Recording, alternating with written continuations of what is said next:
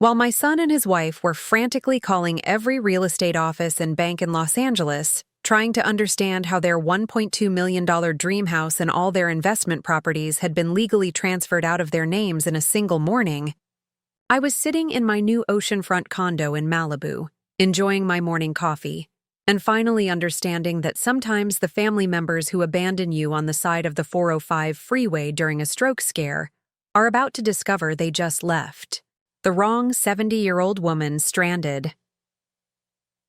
Before we begin, make sure to like and subscribe, and tell me in the comments, have you ever been abandoned by people who were supposed to protect you, only to discover they had been planning to exploit your expertise all along? Share your story below, because today you're going to learn that sometimes the family members who think a senior citizen with a real estate license is just a convenient resource are about to find out they just underestimated someone with 50 years of property development experience and legal access to every deed, mortgage, and title they thought they controlled.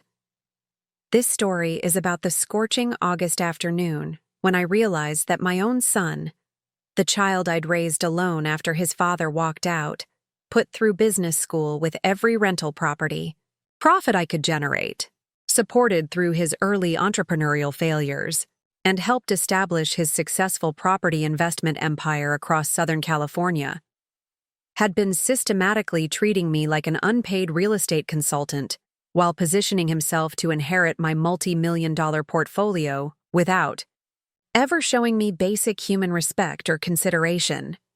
When I discovered that the son I'd sacrificed everything for, invested my life's work in, and trusted with my most valuable assets, had been quietly treating me like a business liability to be managed rather than a mother to be cherished, all while enjoying full access to the property empire I'd spent 5 decades building from a single duplex in Riverside, that's when everything changed forever. My name is Eleanor Catherine Martinez, and at 70 years old, I thought I'd found the perfect balance between supporting my son's ambitious real estate ventures while maintaining my own dignity and independence in my beautiful Craftsman home in Pasadena, just 30 minutes from his Newport Beach office. For 4 years, this arrangement had seemed like the ideal solution for a widowed mother who wanted to remain close to family while continuing to use her decades of real estate expertise to help expand the property portfolio that had become our family's primary source of wealth and security. But what I didn't know was that while I'd been working 18-hour days managing our property empire, analyzing market trends, negotiating deals, and using my 5 decades of industry connections to secure financing and development opportunities that had made my son a millionaire several times over, he and his wife had been secretly meeting with attorneys and financial advisors to figure out how to legally separate me from the very assets I'd spent my entire adult life building. The family real estate partnership had been my son Marcus's idea, what he'd presented as a practical solution that would allow me to contribute my 5 decades of industry knowledge, my impeccable credit rating, and my extensive network of contractors, inspectors, and real estate professionals, while also ensuring he had access to my properties as collateral for larger investment deals and development projects. As someone who'd spent 50 years in California real estate, rising from a desperate single mother renting a studio apartment to owning a portfolio worth over $8.2 million, I'd understood exactly how to structure these partnerships to provide maximum leverage while maintaining proper legal protections for both parties.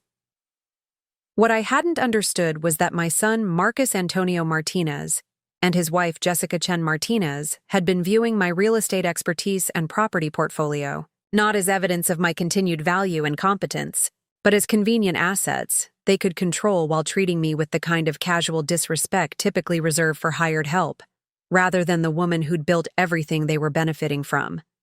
The Pasadena home where I'd been living, since transitioning from active real estate development to portfolio management, had become both my sanctuary and my strategic command center, though I hadn't realized the strategic importance until much later. The beautifully restored 1920s Craftsman in the Madison Heights neighborhood had been chosen specifically for its proximity to Marcus's business operations and its accessibility to the network of properties I'd been managing throughout Los Angeles, Orange, and Riverside counties, allowing me to maintain oversight of my investments while remaining available to consult on the increasingly complex deals that had become my primary contribution to our family's continued success. From my home office, surrounded by decades of property records, development permits, zoning documentation, and investment portfolios, I'd been quietly managing a real estate empire worth over $8.2 million that included 47 rental properties, 6 commercial developments, and strategic land holdings throughout Southern California that supported not just my own comfortable retirement, but also the ambitious expansion plans that had made Marcus and Jessica's rapid ascent in the region's competitive real estate market possible. The scale of what I'd been managing for our family was staggering when you looked at the complete picture. The rental portfolio alone was generating over $89,000 monthly in gross income, with net cash flow after expenses, taxes, and maintenance reserves of approximately $67,000 per month. The commercial properties, including 2 small shopping centers in Riverside and Ontario, plus a 4-unit professional building in Pasadena, were producing an additional $31,000 monthly in net income. Combined with strategic land holdings that were appreciating at rates significantly above market averages, our family's real estate assets were generating over $1.2 million annually in passive income while continuing to appreciate in value. But the monthly cash flow was just the tip of the iceberg. The real value of my 5 decades in real estate was the expertise, relationships, and market intelligence that allowed me to identify opportunities and structure deals that typically weren't available to ordinary investors. My understanding of zoning regulations, development potential, and market cycles meant I could recognize undervalued properties, negotiate favorable financing terms, and execute improvement strategies that consistently generated returns of 15–20% annually, compared to market averages of 7–10%. More importantly, my reputation in the Southern California real estate community meant I had access to off-market deals, preferred financing relationships, and industry connections that provided competitive advantages worth millions of dollars in additional opportunities and savings. When a developer needed to sell quickly due to financing problems, I got the call. When a bank had foreclosure properties they wanted to move quietly, I was on their list. When zoning changes or infrastructure improvements were being planned that would affect property values, I heard about it months before the information became public. This wasn't just luck or good timing. This was the result of 50 years of relationship building, professional excellence, and the kind of reputation that took decades to establish and could be destroyed overnight, if not carefully maintained. Every deal I'd ever completed, every client I'd ever served, and every professional I'd ever worked with had contributed to building a network of trust and respect that provided our family with access to opportunities that money alone couldn't buy. The path that had led me to that home office, armed with real estate expertise that most people spent entire careers trying to develop, had begun 52 years earlier when I'd walked into Century 21 in Riverside as a desperate 28-year-old single mother, fresh from a divorce and needing work that would pay enough to support myself and my infant son while building something more substantial than just survival. Real estate in 1972 had been a completely different world from the digital property platforms and institutional investment funds that dominated the industry today. Everything had been done with paper contracts, face-to-face negotiations, and the kind of relationship building that made or broke careers based on trust, local knowledge, and the ability to identify opportunities that others missed. It had been an industry that rewarded hard work, market intelligence, and the determination to build wealth through strategic property acquisition and development. But it had also been an industry that offered limited support for women, especially single mothers who needed flexible schedules while building professional credibility. Mrs. Martinez, the broker had said during my first interview, real estate requires the kind of person who can handle complex negotiations while also building relationships with clients who are making the biggest financial decisions of their lives. Do you think you have the determination for that kind of responsibility, especially as a single mother with other obligations? The question had been both challenging and slightly condescending, reflecting the attitudes of an era when women in real estate were often assumed to be supplementing their husband's income rather than building independent careers. But my answer had been immediate and confident. Sir, I'm a single mother who needs to build financial security for my family. I understand that real estate is about helping people achieve their dreams while building my own future. I'll work harder than anyone else you have because failure isn't an option for me. The starting position had been as a sales associate, earning purely on commission while learning every aspect of residential real estate from client prospecting to contract, negotiation to property valuation. But what had distinguished me from other entry-level agents had been my systematic approach to understanding not just how to sell properties, but how to analyze market trends, identify undervalued opportunities, and build long-term wealth through strategic property investment. While other agents had focused solely on generating immediate commission income, I'd been studying every aspect of real estate development, property management, and investment analysis. I'd attended every continuing education seminar available, had read every real estate investment book I could find, and had begun developing relationships with contractors, inspectors, appraisers, and other professionals who could provide insights into property values and improvement opportunities that weren't apparent to casual observers. Within 18 months, I'd been recognized as Rookie of the Year for the entire Riverside County region, not just for sales volume, but for client satisfaction, scores, and professional development achievements that had impressed both colleagues and competitors. Within 3 years, I'd moved into commercial real estate and had begun developing the expertise in property development and investment strategies that would define my entire career. Each success had been reinvested into building my own property portfolio, creating the foundation for generational wealth that would eventually support Marcus's business ambitions. Eleanor has an intuitive understanding of property values and market dynamics that typically takes decades to develop, my broker had written in a performance review from 1978. She can walk through a neighborhood and immediately identify properties with development potential or investment opportunities that other agents miss entirely. Our clients trust her judgment because she combines market expertise with genuine concern for their financial success. The ability to read properties and neighborhoods had been developed through thousands of hours of market analysis, property inspections, and comparative studies that had taught me to recognize patterns and opportunities that weren't obvious to less experienced professionals. I could walk through a house and immediately identify structural improvements that would maximize resale value, recognize neighborhood trends that would affect long-term appreciation, and calculate renovation costs and timelines with accuracy that consistently surprised contractors and inspectors. This expertise had been particularly valuable during the 1980s recession, when many real estate professionals had struggled with market downturns, while I'd been able to identify distressed properties and motivated sellers who provided exceptional investment opportunities for clients who trusted my analysis and recommendations. The 1980s had been a period of enormous growth both personally and professionally. I'd built my first custom home in 1982, had begun developing small residential projects in 1985, and by 1988 had established Martinez Property Development as one of Riverside County's most respected small-scale development companies. Each project had been carefully chosen to build expertise while generating capital for larger and more ambitious developments.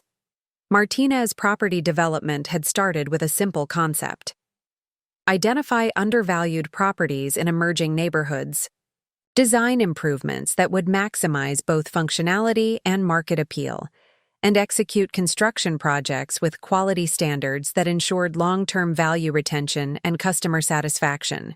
The approach had required detailed market analysis, conservative financing, and meticulous project management, but it had also generated returns that had consistently exceeded projections while building a reputation for reliability and excellence. The work had been challenging and demanding, requiring 80-hour weeks and constant attention to zoning regulations, construction management, and market conditions that could make or break individual projects. But it had also been deeply satisfying, providing the kind of financial independence and professional recognition that had made me one of the most successful female real estate developers in the Inland Empire. Property development in the 1980s had meant taking enormous personal and financial risks to identify undervalued land, navigate complex permitting processes, manage construction projects, and market completed developments to buyers who were trusting my judgment about location, quality, and value. My success had been built on meticulous research, conservative financing, and the ability to deliver projects on time and within budget while maintaining quality standards that had earned repeat business and referrals. Eleanor Martinez builds homes and developments that retain their value because she understands what makes properties desirable for decades, not just during initial sales, a real estate industry magazine had noted in a 1989 profile. Her developments consistently appreciate faster than market averages because she combines superior construction quality with strategic location selection and timeless design principles. The magazine profile had been particularly meaningful because it had recognized not just my business success, but my approach to development that prioritized long-term value creation over short-term profit maximization. While many developers had been focused on quick turnarounds and maximum unit density, I'd been building properties that would still be desirable and well-maintained 20 or 30 years later, creating lasting value for buyers while establishing a reputation that had provided competitive advantages for decades. By 1995, Martinez Property Development had completed over 200 residential units and several small commercial projects throughout Riverside and San Bernardino counties, generating returns that had allowed me to build a substantial investment portfolio while also funding Marcus's education and supporting his early career development. The success of the development company had also provided capital for strategic property acquisitions that had formed the foundation of the investment portfolio that Marcus and Jessica had been planning to inherit.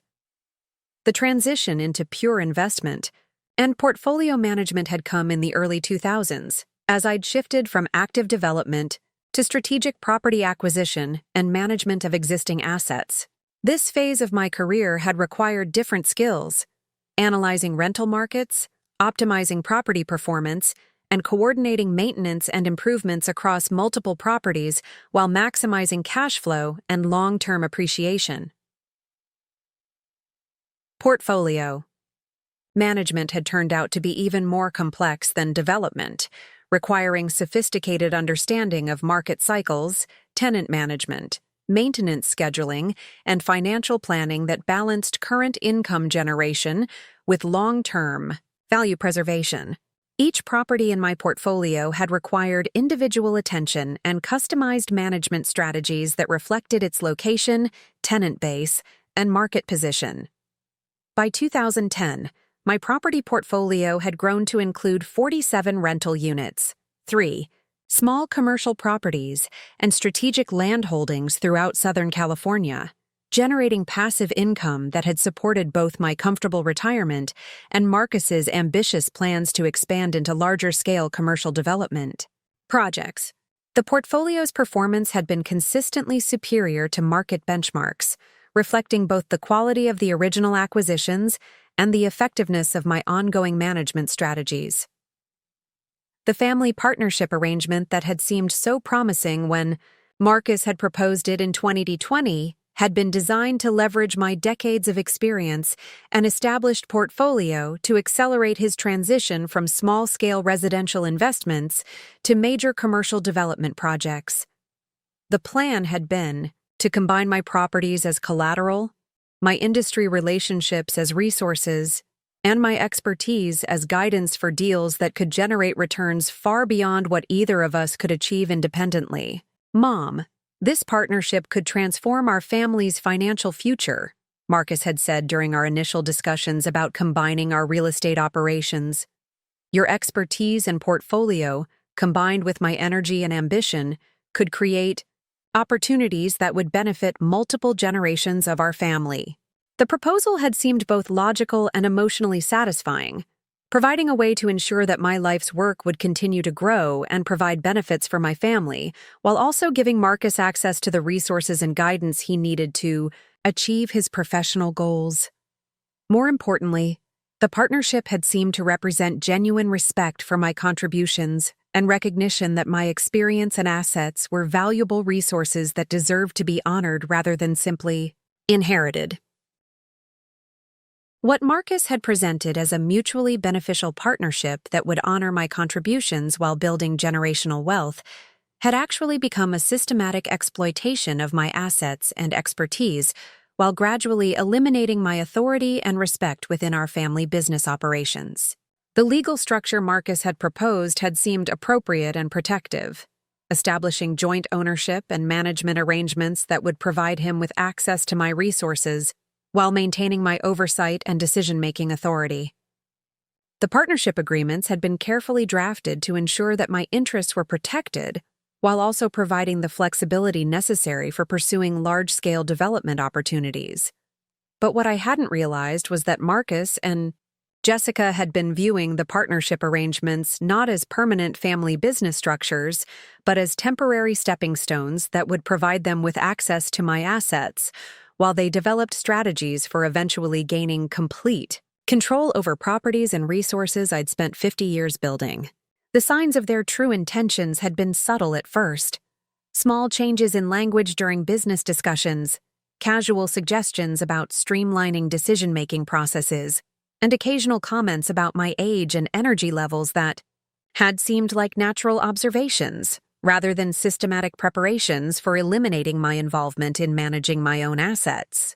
Standing in my Pasadena home that August morning, reviewing property statements and development proposals that represented 5 decades of careful planning and strategic investment, I had no idea that the family members I'd been supporting with this extensive portfolio were about to abandon me on the freeway during a medical emergency, revealing the true extent of their selfishness and setting in motion events that would change everything forever. The beautiful craftsman home that had been my sanctuary was actually going to become the command center from which I would launch the most comprehensive real estate lesson Marcus and Jessica would ever receive about the consequences of exploiting someone with my expertise and access to the properties they'd been planning to steal. What Marcus and Jessica hadn't anticipated was that their plan to treat me as disposable had one fatal flaw.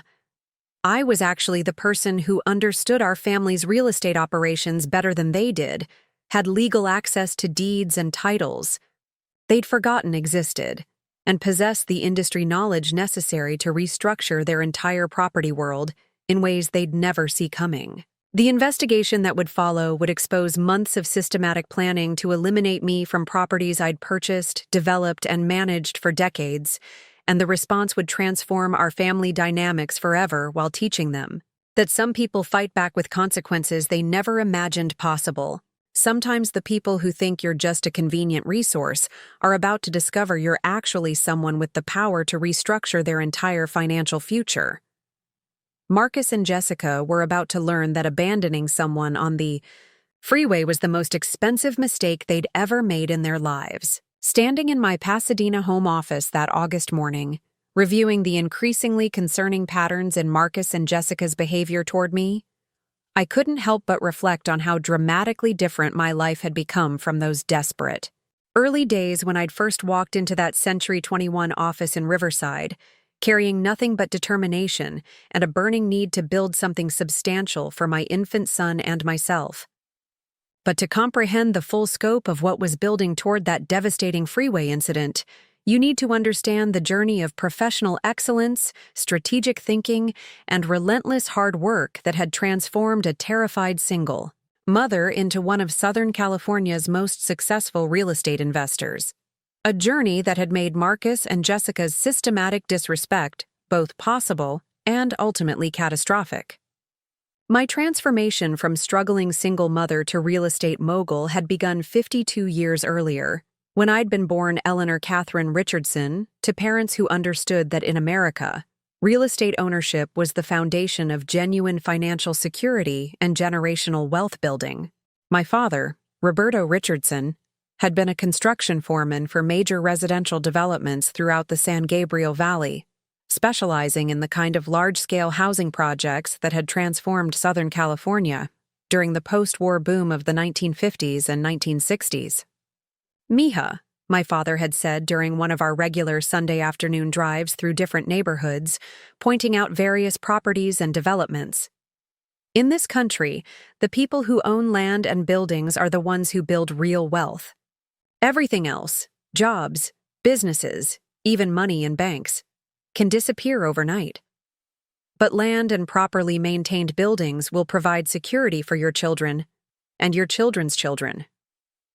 My mother, Carmen Elena Richardson, had been equally influential in shaping my understanding of what was possible for a determined woman willing to work harder and think more strategically than the people around her. She'd worked as a bookkeeper for a small property management company in Alhambra, while also managing our household finances with the kind of meticulous attention to detail that had kept our family financially stable, despite the economic uncertainties that had characterized the 1960s and early 1970s. Eleanor, my mother had told me during my high school years, never let anyone convince you that real estate is too complicated for women to understand. The women I know who have the most security and independence are those who own property, can analyze investments, and refuse to depend on other people for their housing and financial stability. The Richardson household had been intellectually stimulating and financially disciplined in ways that had prepared me for the real estate career I would eventually build. Dinner conversations had regularly included discussions of property values, neighborhood development trends, construction quality standards, and the importance of building systems that could generate income and appreciate in value over decades rather than years.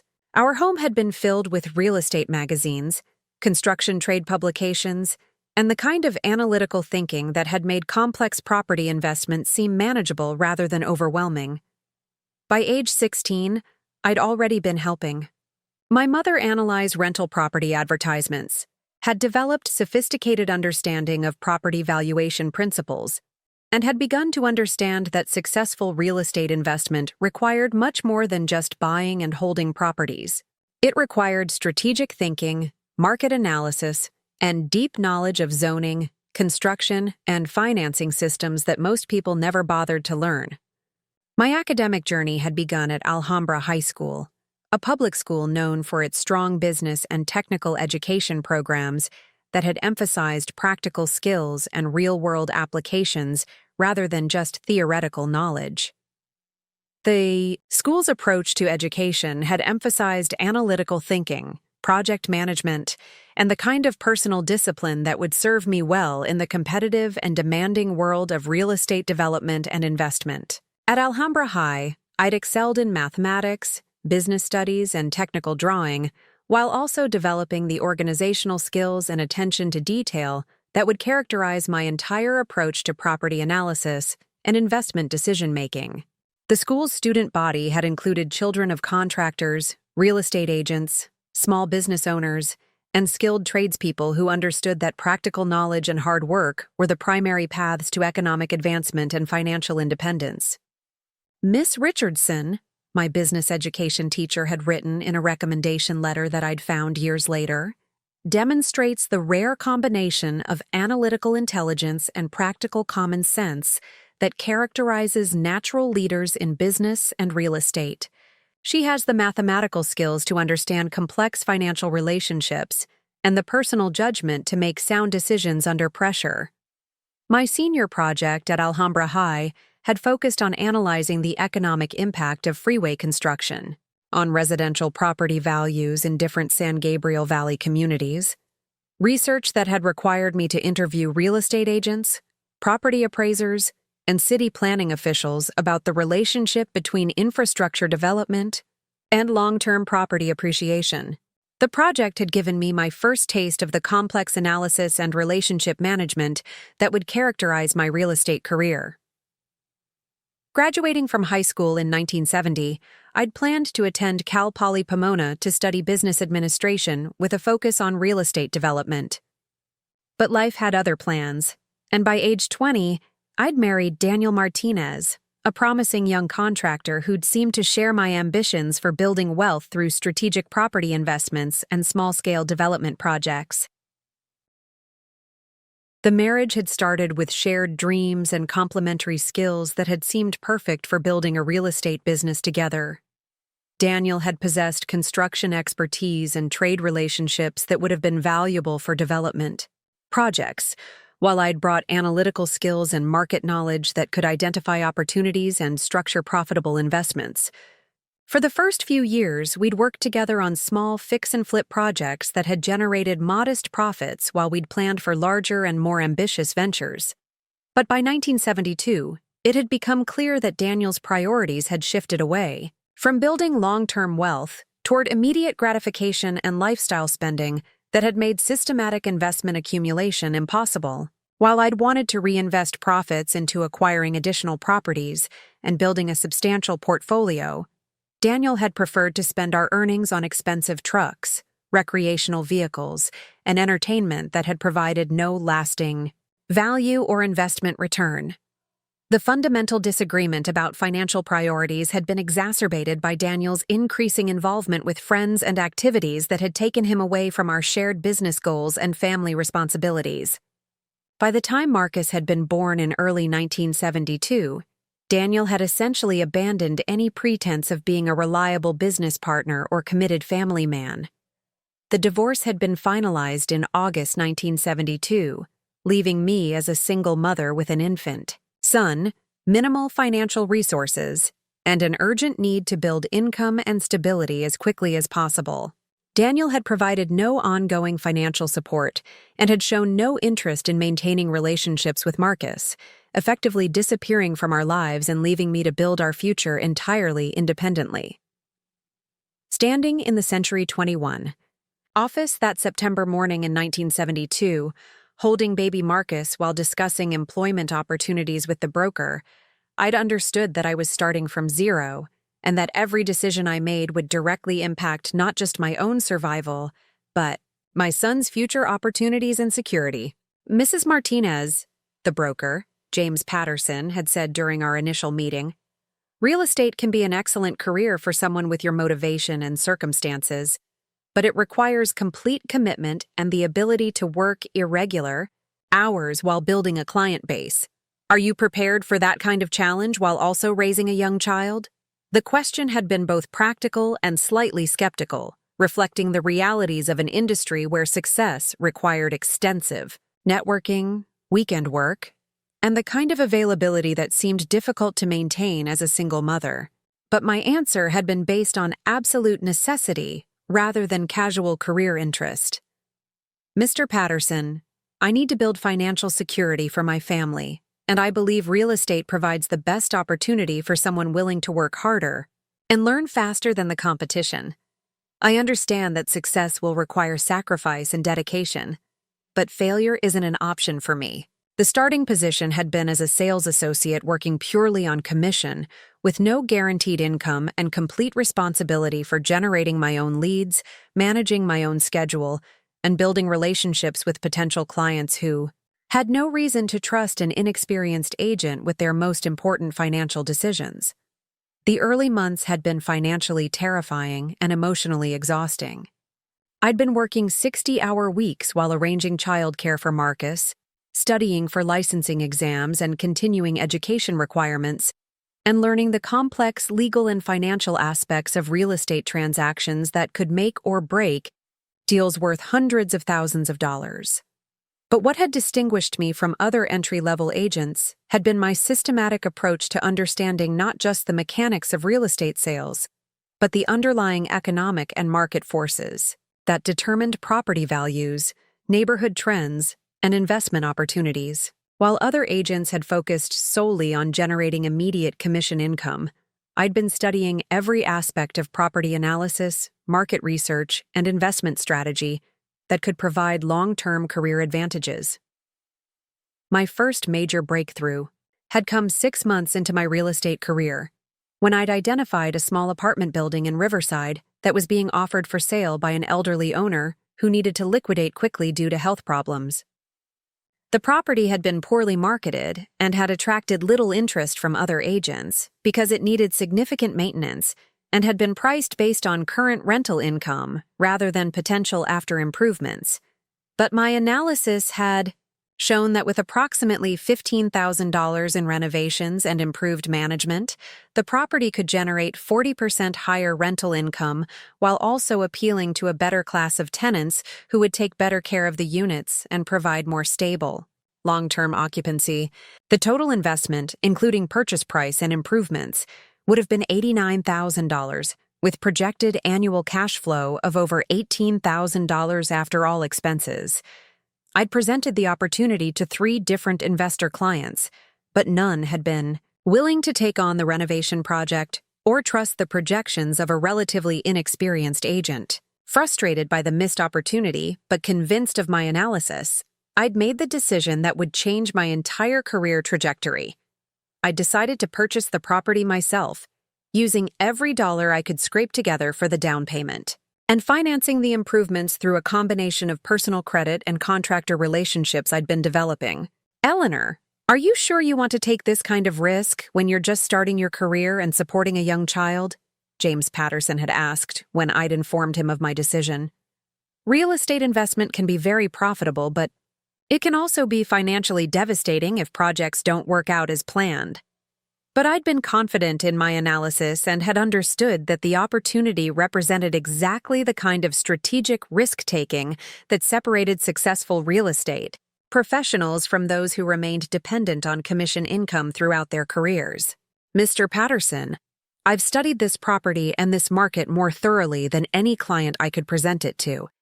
If I'm not willing to invest my own money based on my analysis, why should I expect others to trust my judgment? The apartment building project had been even more successful than my projections had suggested. Within 18 months, I'd completed all planned improvements, had increased rental income by 45%, and had refinanced the property to pull out enough capital for a down payment on a second investment property while maintaining positive cash flow of over $2,000 monthly. More importantly, the success of my first investment property had established my reputation as an agent who understood property values, renovation potential, and investment analysis rather than just sales techniques and marketing strategies. Clients had begun seeking me out specifically for investment opportunities and had trusted my recommendations because they'd seen the results of my own successful projects. Eleanor Martinez has an exceptional ability to identify undervalued properties and develop realistic improvement plans that maximize investment returns. One of my early investor clients had written in a testimonial that had helped attract additional investment business. She doesn't just show properties. She provides comprehensive analysis that helps investors make informed decisions about potential risks and returns. By 1975, I'd purchased 3 additional investment properties and had built a substantial real estate sales business that had specialized in investment properties, first-time home buyers, and small commercial transactions. My success had been based on thorough market knowledge, honest communication about property conditions and investment potential, and follow-up services that had ensured client satisfaction and generated extensive referral business. The combination of sales commissions and investment property cash flow had provided financial stability and independence that had allowed me to focus on long-term wealth building rather than just covering immediate expenses. Marcus had been enrolled in excellent childcare and educational programs. I'd been able to purchase a comfortable home in a desirable neighborhood, and I'd begun developing the financial foundation that would eventually support larger and more ambitious investment projects.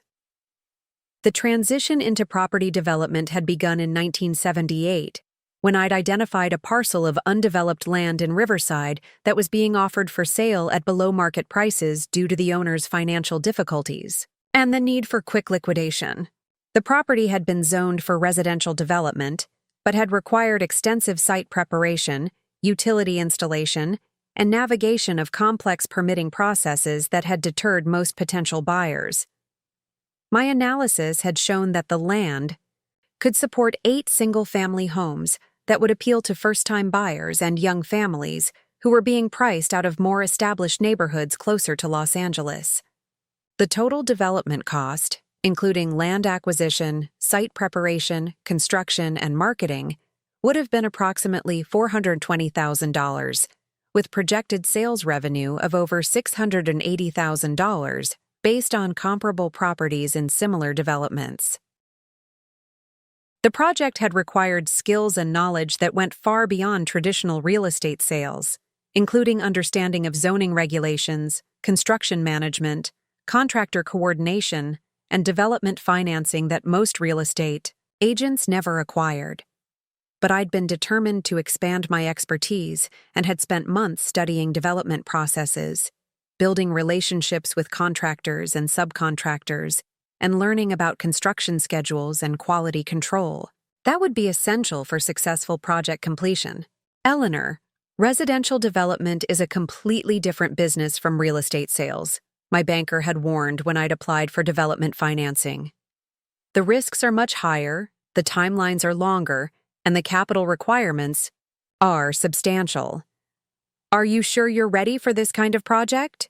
But I'd been confident in my preparation and had understood that development represented the next logical step in building wealth through real estate expertise, rather than remaining dependent on commission income and small-scale investment properties. I've studied every aspect of this project and this market, and I've built relationships with contractors and professionals who can help ensure successful completion. This development will establish my reputation and provide capital for larger future projects. The residential development project had been completed 6 months ahead of schedule and had generated profits that had exceeded my projections by over 30%. All 8 homes had been sold within 4 months of completion, and the success had established Martinez Property Development as a serious player in Riverside County's residential development market. More importantly, the development project had provided me with comprehensive understanding of construction processes, regulatory requirements, and market dynamics that had prepared me for larger and more complex projects. I'd learned how to manage multiple contractors simultaneously, how to navigate permit processes efficiently, and how to coordinate construction schedules with marketing timelines that ensured optimal sales results.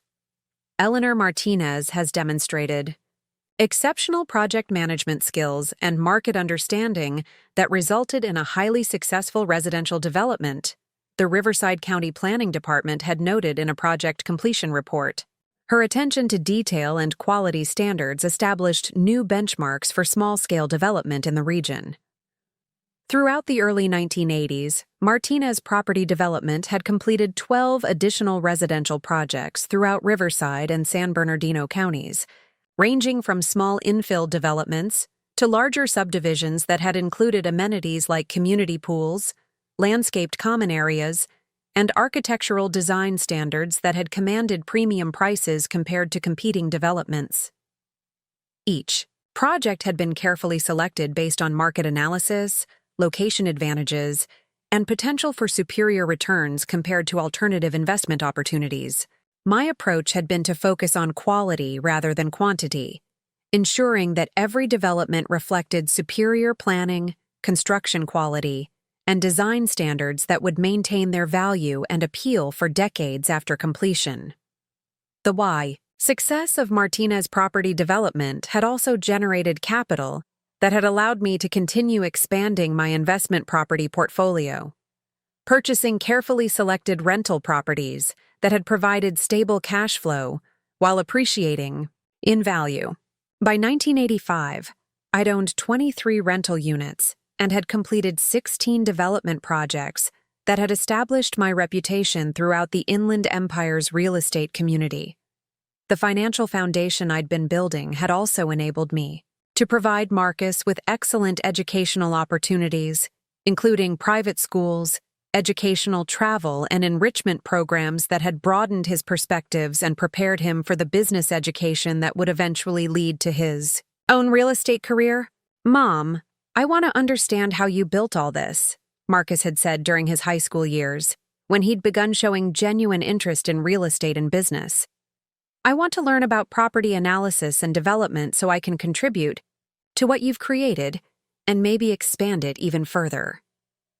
Marcus's interest in real estate had been deeply satisfying, representing not just career guidance, but the possibility of building a family business that could provide opportunities and security for multiple generations.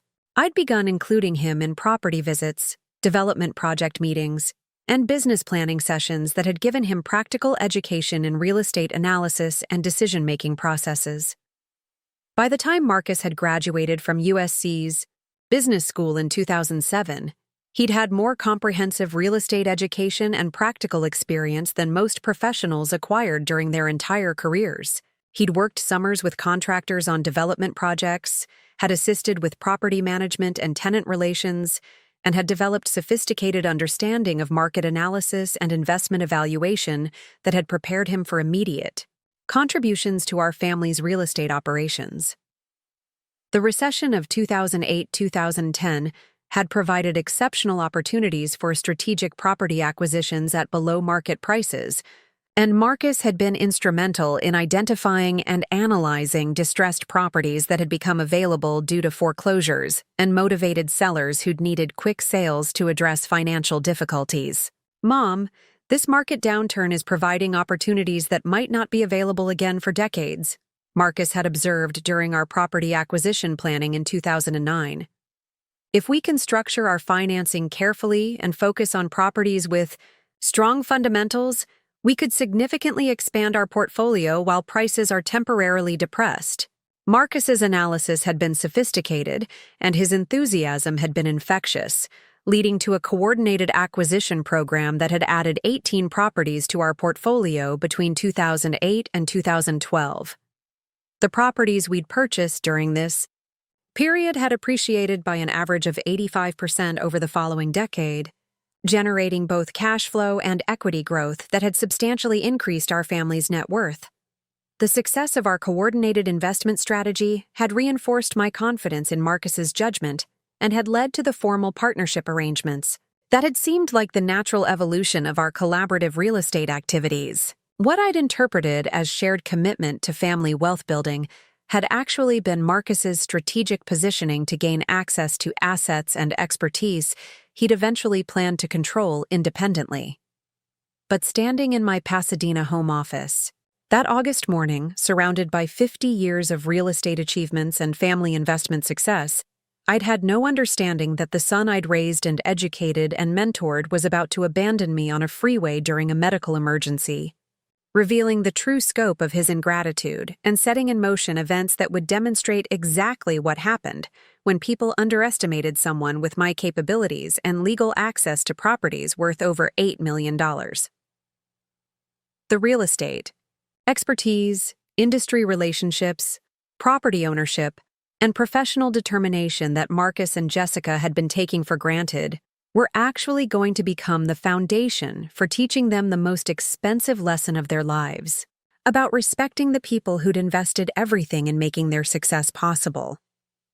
Standing in my Pasadena home office that August morning, reviewing the increasingly troubling changes in Marcus and Jessica's attitude toward me and my contributions to our family's real estate empire, I couldn't help but remember how dramatically different things had been just 4 years ago when Marcus had first approached me with his proposal for formalizing our real estate partnership and had spoken with such genuine enthusiasm and respect about combining our expertise, resources, and vision to build something truly extraordinary together.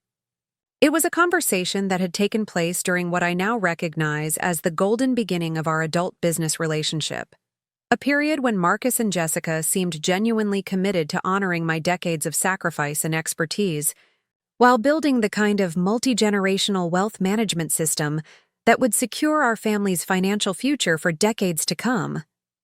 The pivotal conversation had occurred in September 2020, just 18 months after I'd officially retired from active property development to focus on portfolio management and strategic oversight of our family's substantial real estate holdings. Everything about my daily routine had required adjustment during this transition period.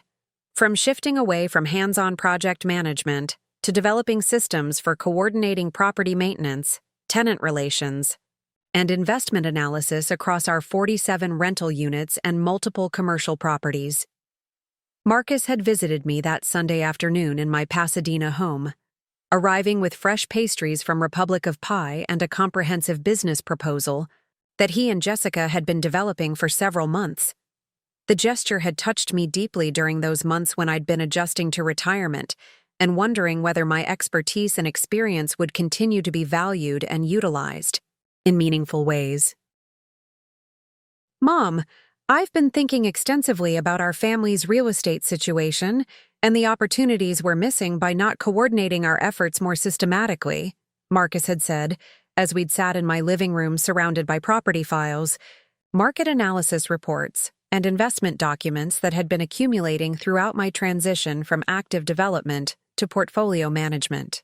You have incredible expertise and an established portfolio that Jessica and I could really benefit from, and we have energy, ambition, and access to financing opportunities that could help optimize all our resources if we coordinated our strategies more effectively.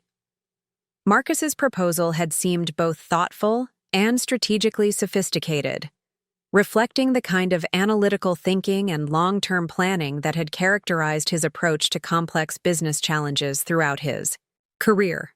He'd clearly spent considerable time researching family business structures, partnership arrangements, and wealth management strategies, and had developed a comprehensive plan that would leverage my experience while providing growth opportunities and security benefits for everyone involved.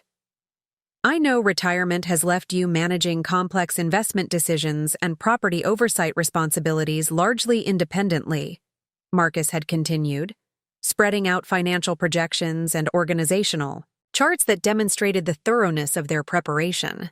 And I also know that Jessica and I are dealing with increasingly sophisticated real estate opportunities that could really benefit from someone with your level of industry expertise and market knowledge.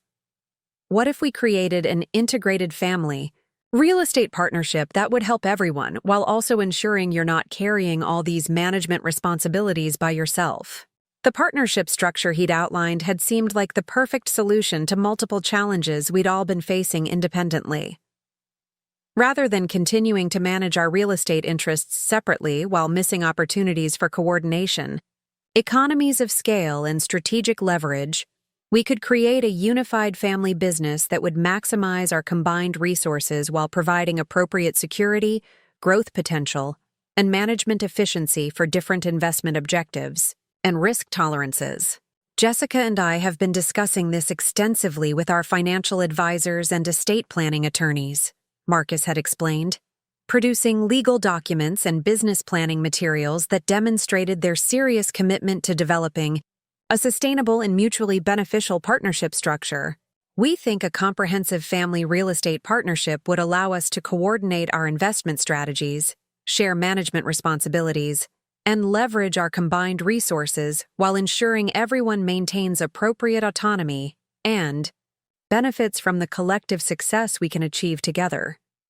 The business arrangements he'd proposed had been sophisticated and had demonstrated genuine respect for my expertise, experience, and the substantial assets I'd spent 5 decades accumulating and managing. Rather than simply asking me to provide consultation or advisory services for their independent projects, they'd envisioned a true partnership that would utilize my professional-level real estate knowledge, my established portfolio, and my industry relationships to optimize investment strategies, identify development opportunities, and coordinate financial planning across different income sources, life goals, and investment timeframes.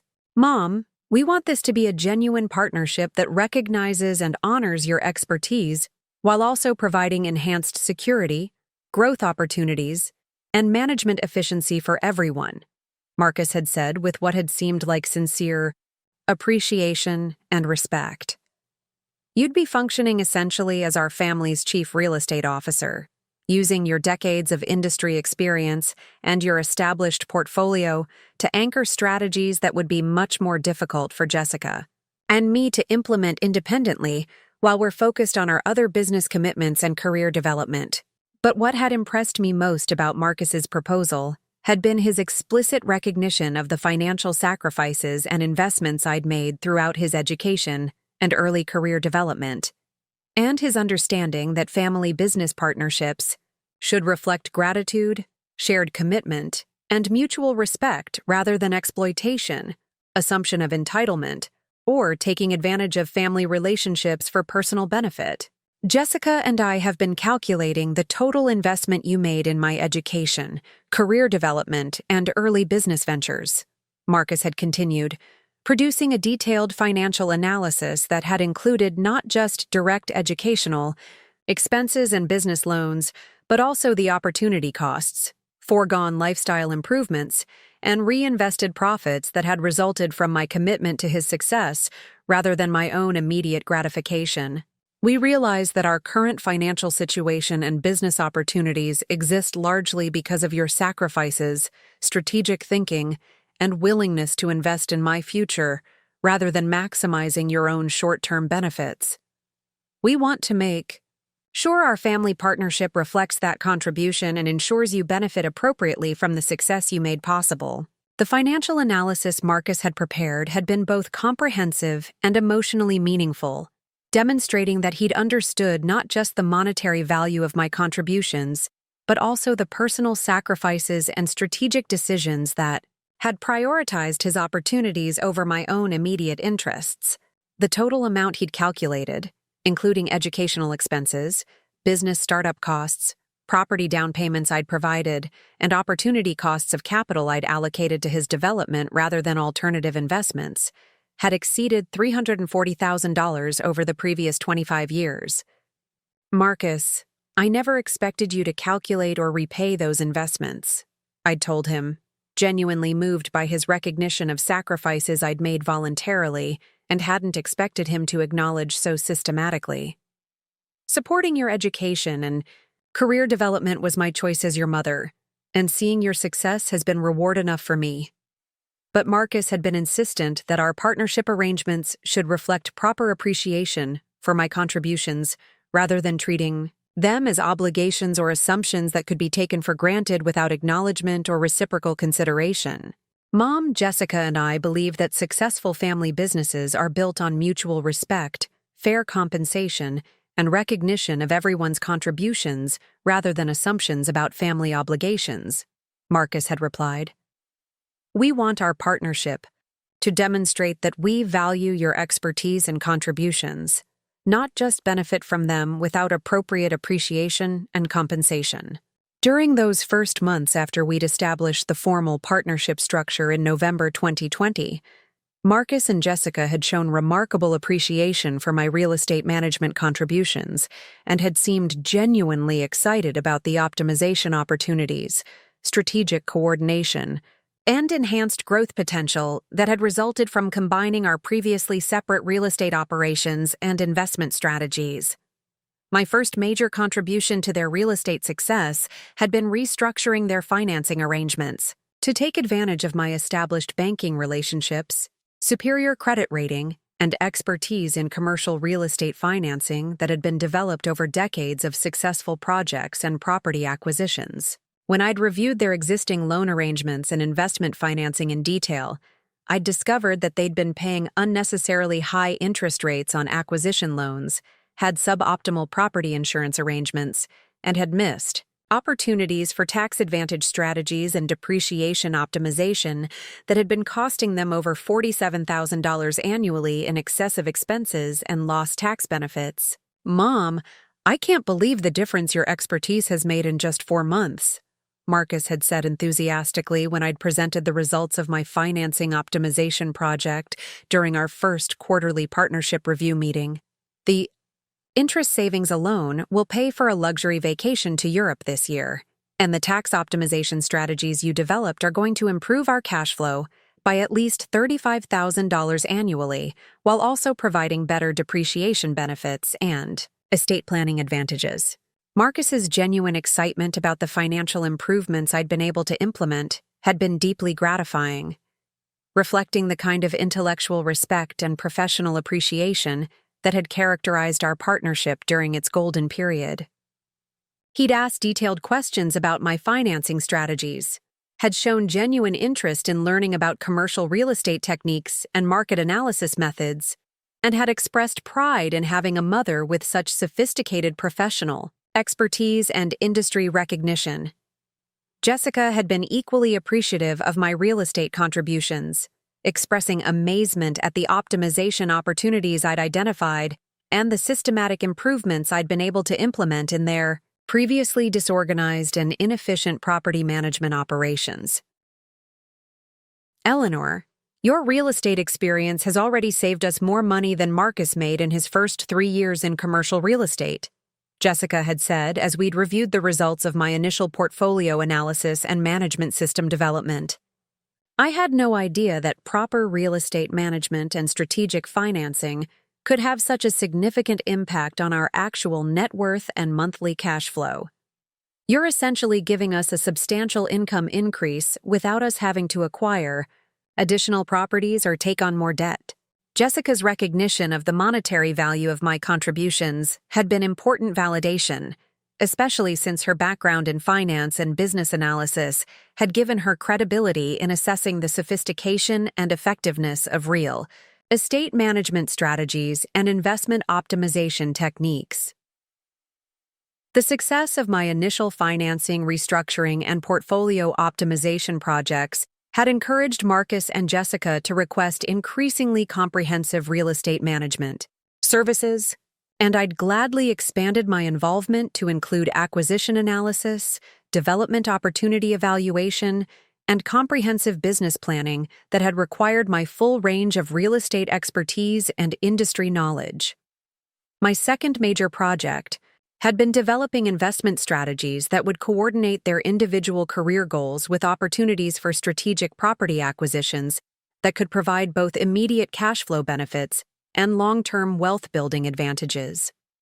The project had required extensive research into market trends, financing options, and risk management strategies that would support both short-term income generation and long-term asset appreciation while maintaining appropriate diversification and liquidity for changing circumstances and opportunities. Eleanor, your investment recommendations and market analysis have generated returns that are significantly better than what our previous real estate advisor was achieving, Marcus had reported after 8 months of implementing my acquisition and portfolio management strategies. And the strategic planning coordination you developed has improved our overall real estate performance by over $73,000 this year, compared to what we would have achieved with independent property management and separate investment decision-making. The investment success had been particularly satisfying because it had demonstrated that my decades of real estate experience had provided expertise that went far beyond basic property management to include sophisticated wealth-building strategies and market analysis capabilities that most families never had access to unless they could afford expensive private real estate advisory services. My third major contribution had been identifying and structuring a complex commercial development opportunity in Ontario that had required coordinating multiple financing sources, navigating challenging zoning and permitting requirements, and managing relationships with contractors, city officials, and potential tenants throughout an 18-month development timeline. The project had required applying my complete range of real estate expertise to help Marcus and Jessica pursue their most ambitious development project while maintaining appropriate risk management and financial controls. Mom, the commercial development project you structured and managed for us has transformed our entire approach to real estate investment, Jessica had told me during one of our regular family business review meetings. Your industry relationships and development expertise allowed us to complete a project that would have been impossible for us to handle independently, and the returns are exceeding our projections by over 40%. This success has established our reputation and provided capital for even larger future opportunities. The commercial development project had been particularly meaningful because it had demonstrated how my decades of industry experience and professional relationships could be leveraged to create opportunities and achieve results that Marcus and Jessica could never have accomplished independently, regardless of their education, enthusiasm, or access to capital. During this golden period of our real estate partnership, Marcus and Jessica had consistently expressed gratitude for my contributions while also demonstrating respect for my expertise and judgment in ways that had made me feel valued, appreciated, and genuinely needed, rather than taken for granted, exploited, or treated as a convenient resource whose services could be assumed without appropriate appreciation or reciprocal consideration. Mom, having access to your real estate expertise and established portfolio is like having a private commercial real estate firm dedicated specifically to our family's success, Marcus had said during one particularly memorable family dinner celebrating our partnership's first anniversary. Most people our age are struggling with basic property investment decisions while trying to build their careers and manage other responsibilities. We have the enormous advantage of professional-level real estate guidance, established industry, relationships, and access to your portfolio that's allowing us to optimize everything and build wealth much faster than would otherwise be possible. Marcus's recognition of the competitive advantage provided by my expertise had been accompanied by practical expressions of appreciation that had demonstrated genuine understanding of the substantial value I was providing to our family's real estate operations. Rather than treating my services as family obligations or reasonable expectations, they'd regularly acknowledged the professional-level value of my contributions and had made efforts to ensure I felt respected, appreciated, and properly compensated for my time, expertise, and ongoing management responsibilities. During the golden period, our family dinners had become regular celebrations of shared real estate success and mutual appreciation. Marcus and Jessica had regularly invited me to present detailed reports about our portfolio performance, market analysis findings, and strategic opportunities, treating my expertise as a source of family pride and competitive advantage rather than a burden, assumption, or something they were entitled to receive without appropriate acknowledgement. I love our family real estate review meetings, Jessica had said during one particularly successful quarter when our coordinated investment strategies had generated returns that had exceeded our projections by over 25%. Eleanor's expertise gives us confidence that we're making smart decisions and taking advantage of opportunities that most families miss entirely. Her market knowledge and industry relationships provide access to deals and financing that wouldn't be available through conventional real estate channels. These family business discussions had provided opportunities for me to share not just performance results and financial updates, but also the strategic thinking, market analysis, and relationship management that had informed my investment decisions and development recommendations.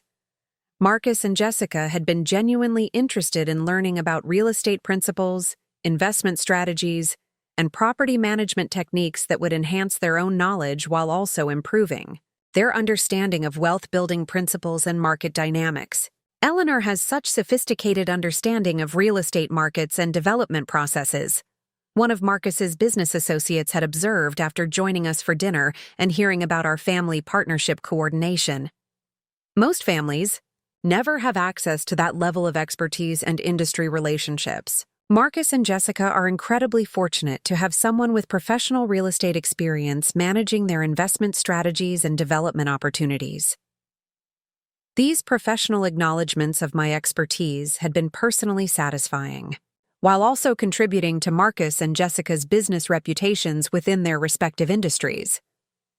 Their colleagues and clients had been impressed by the sophistication of their real estate investments and the quality of their property management, often requesting referrals to real estate advisors without realizing that their apparent expertise had resulted from having a retired real estate development executive managing their family's property operations. Marcus had often used professional networking events and industry conferences to express pride in my expertise and my contributions to their real estate success, presenting me as an example of successful career achievement and multi-generational wealth building that other families could aspire to emulate if they were fortunate enough to have family members with relevant professional expertise and industry experience. My mother spent 50 years in Southern California real estate, building Martinez Property Development into one of the most respected small-scale development companies in the Inland Empire, Marcus had explained to curious colleagues and potential business partners. Her expertise has been invaluable in helping Jessica and me optimize our investment strategies, identify development opportunities, and build wealth more effectively than we could have managed independently. Having professional-level real estate guidance within the family has been an enormous competitive advantage.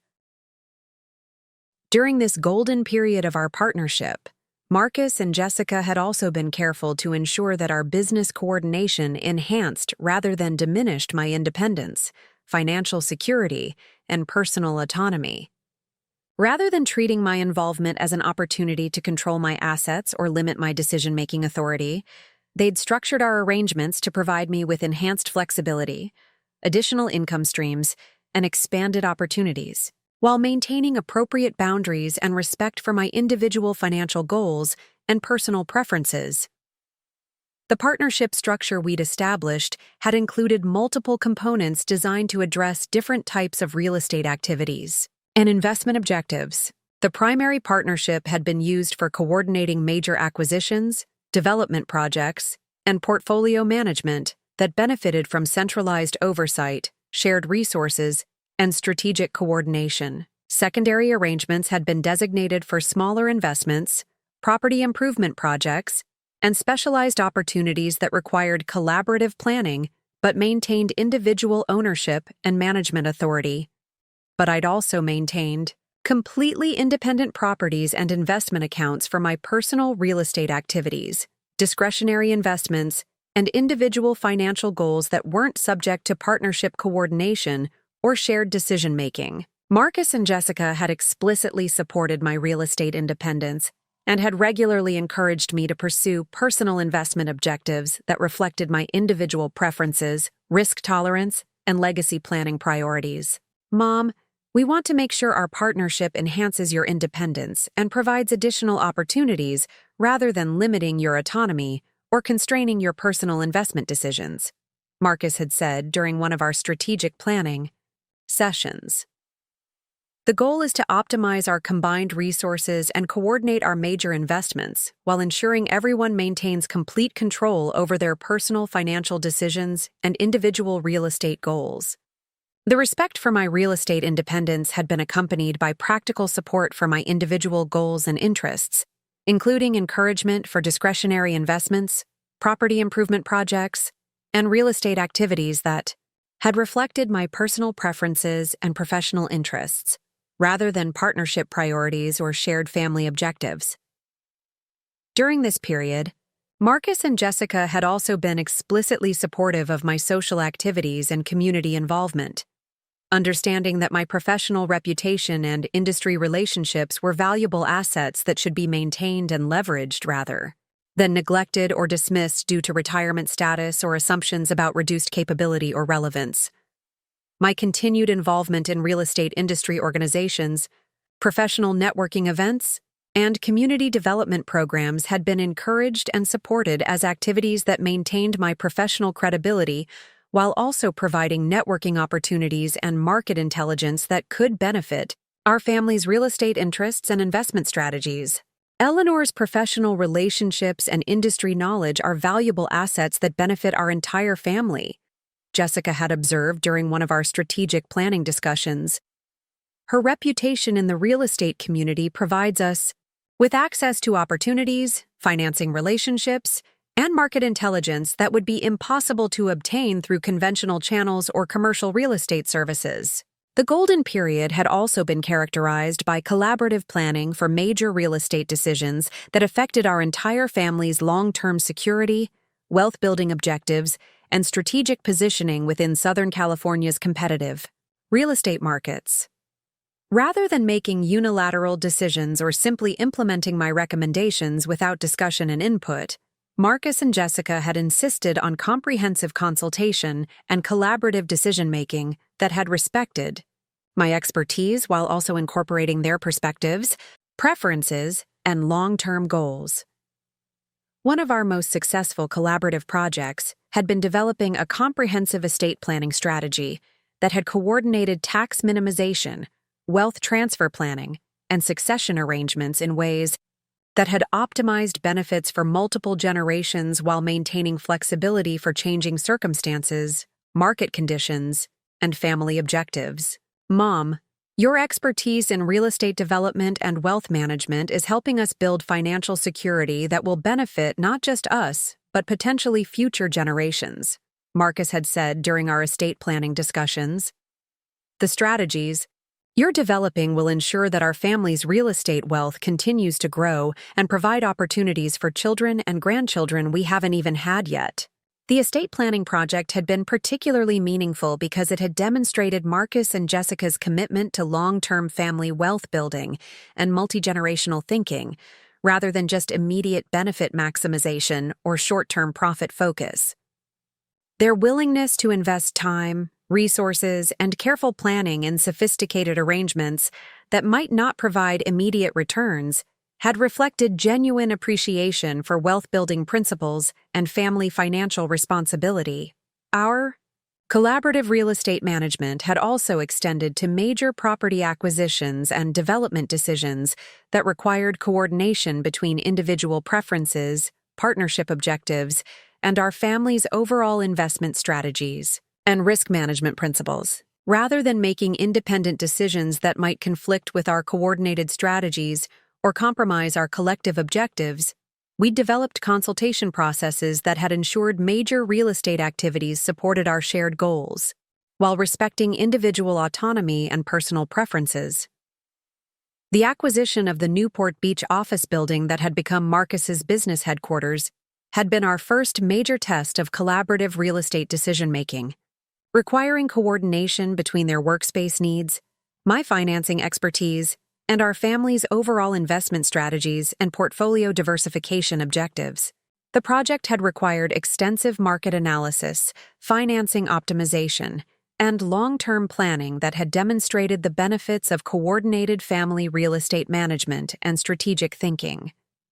Eleanor's real estate expertise made the difference between getting our ideal office space and settling for something much less suitable and profitable, Marcus had explained to business associates who'd been impressed by their successful real estate acquisition and the sophistication of their financing arrangements. Her knowledge of commercial real estate and her industry relationships allowed us to secure terms and opportunities that wouldn't have been available through conventional commercial real estate channels.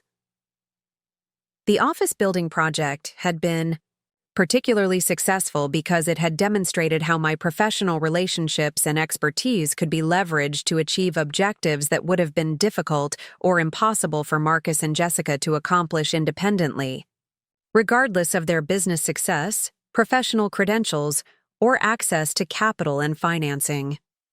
By the spring of 2022, our family real estate partnership had achieved results that had exceeded even our most optimistic projections.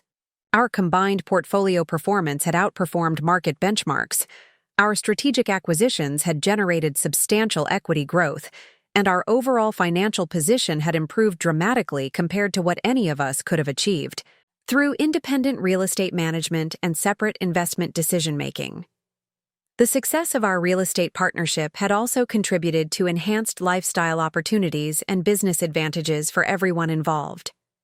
Marcus's commercial real estate business had benefited from improved financing access and industry relationships that had allowed him to pursue larger projects and more demanding clients. Jessica's consulting practice had expanded significantly due to the professional credibility and financial stability that had resulted from our successful real estate coordination and wealth-building achievements. My own financial situation had improved substantially due to coordinated investment strategies and strategic planning that had maximized the efficiency of my portfolio performance while also providing opportunities for continued wealth building, enhanced cash flow, and discretionary investments that would support long-term security and lifestyle preferences for travel, cultural activities, and community involvement. Our family real estate partnership has been successful beyond anything I imagined when we started this process, I'd noted during our second anniversary review meeting. Everyone's financial situation has improved substantially.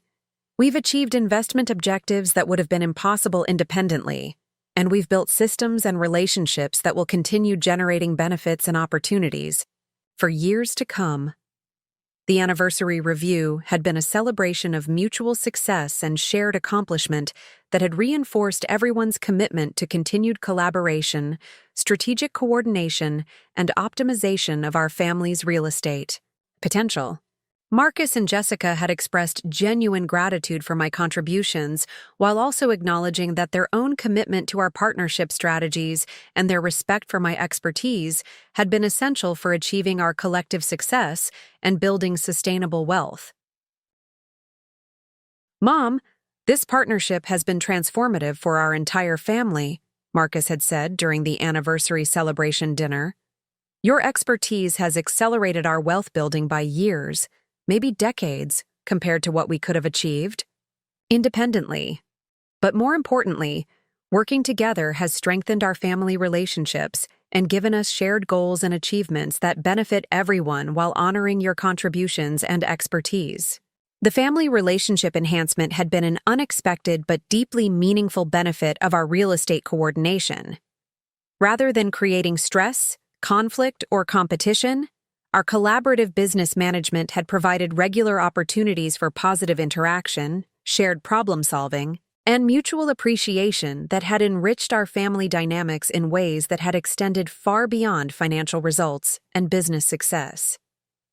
By the fall of 2022, our family real estate partnership had reached what I now recognize as its peak effectiveness and harmony, with regular coordination that had produced consistently excellent results, while maintaining appropriate respect for individual autonomy and family relationships that had seemed to validate all the effort, expertise, and trust I'd invested in building strong intergenerational wealth management and business collaboration. Family dinners had become celebrations of shared real estate achievement and collaborative planning that had included sophisticated conversations about market analysis, investment strategies, and wealth-building principles that had demonstrated the intellectual engagement and mutual respect that had characterized our partnership during this golden period. "I love our family real estate discussions," Marcus had said during one particularly successful quarter. "They combine professional-level expertise with family commitment in ways that make investment decisions both effective and personally meaningful. Having these conversations with you makes Jessica and me better at real estate analysis, while also strengthening our family relationships and shared commitment to building something lasting together." The mutual satisfaction with our real estate coordination had seemed genuine and sustainable, providing the foundation for long-term family wealth building that would support everyone's individual goals while maintaining strong collaborative relationships and shared commitment to continued success, optimization, and multi-generational thinking. Looking back now, I realize that this golden period had represented the peak of Marcus and Jessica's genuine respect for my expertise and appreciation for my contributions, before their perspective had begun shifting toward viewing my real estate services as entitlements rather than valuable professional contributions that deserved recognition. Reciprocal respect and appropriate consideration for my time, expertise, and ongoing commitment to our family's success. The transition from partnership to exploitation had been so gradual that I'd initially missed the warning signs, interpreting their increasing demands and decreasing acknowledgement as natural evolution of our working relationship, rather than evidence of a systematic shift toward taking my contributions for granted, while expecting increased availability and service without corresponding appreciation, compensation, or basic human consideration. But standing in my Pasadena home office that August morning, reviewing the subtle but persistent changes in their attitudes and expectations, I was beginning to understand that the golden period of our real estate partnership had ended, and that Marcus and Jessica's true feelings about my contributions and my value as a family member were about to be revealed in ways that would change our family dynamics forever.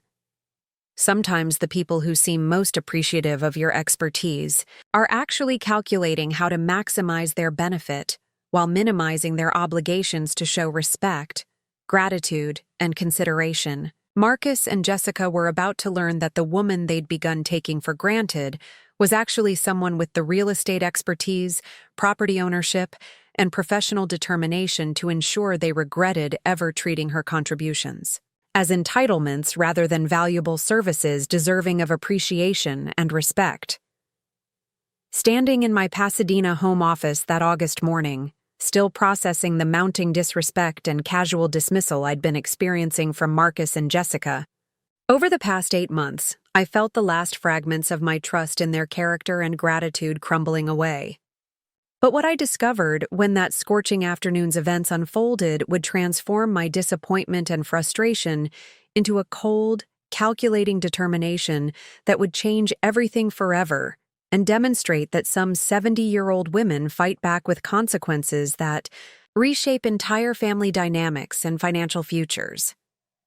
The breaking point had been building for months through a series of incidents that had gradually revealed Marcus and Jessica's true feelings about my contributions and their growing assumption that my real estate expertise was something they were entitled to rather than a valuable service I'd been providing out of family loyalty, professional pride, and genuine commitment to building multi-generational wealth for our family's benefit.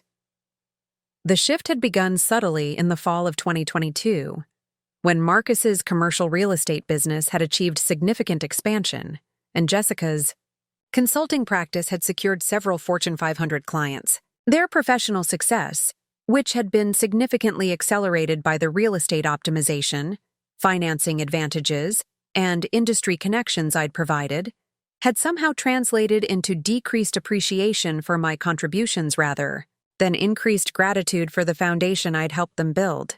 "Mom, we've been discussing our real estate partnership, and Jessica and I think we need to restructure some of our arrangements to reflect our increased business sophistication and professional responsibilities," Marcus had said during what should have been a routine family dinner in October.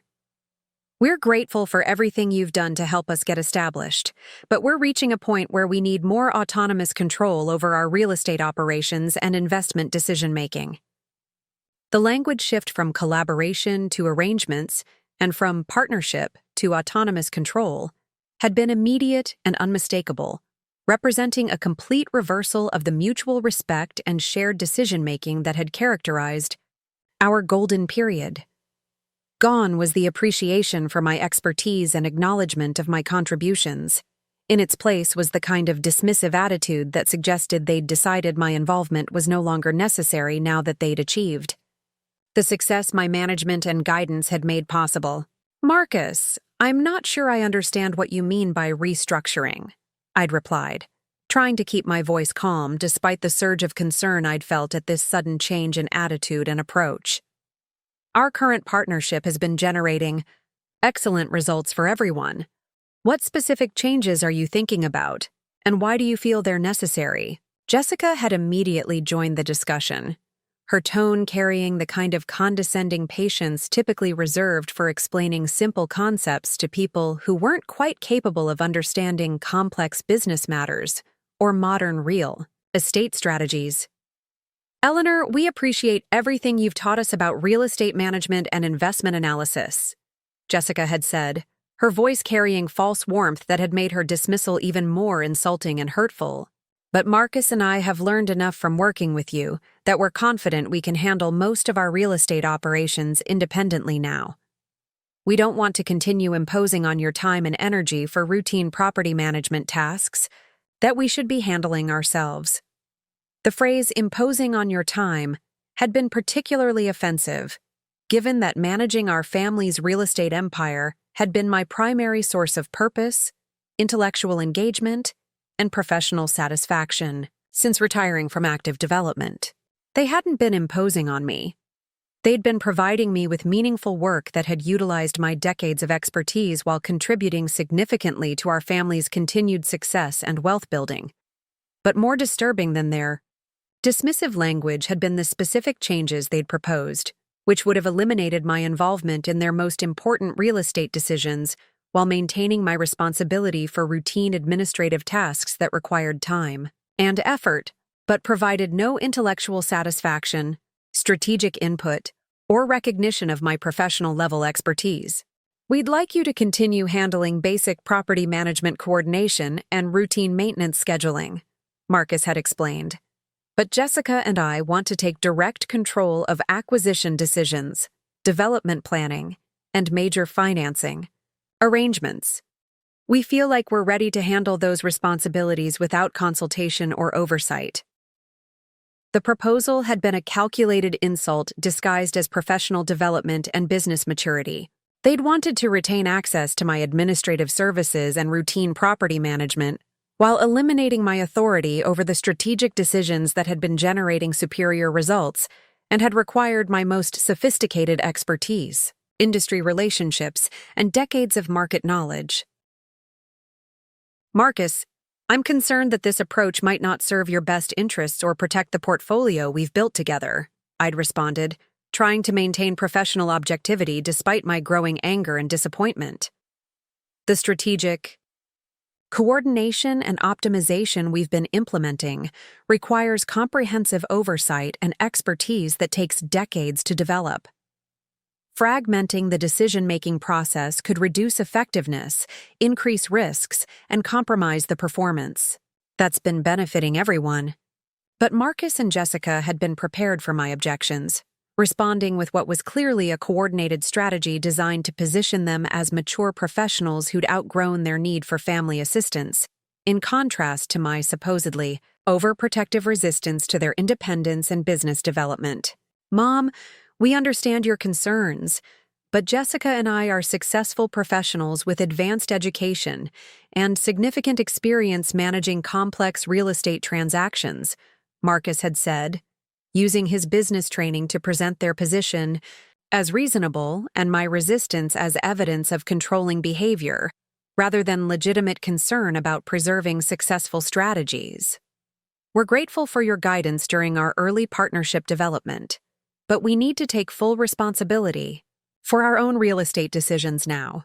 The suggestion that my resistance to their poorly conceived restructuring was evidence of controlling behavior rather than professional concern about protecting valuable assets and successful strategies had been so manipulative and unfair that I'd left the dinner without responding, returning to my home with a mixture of hurt and determination that had made sleep impossible.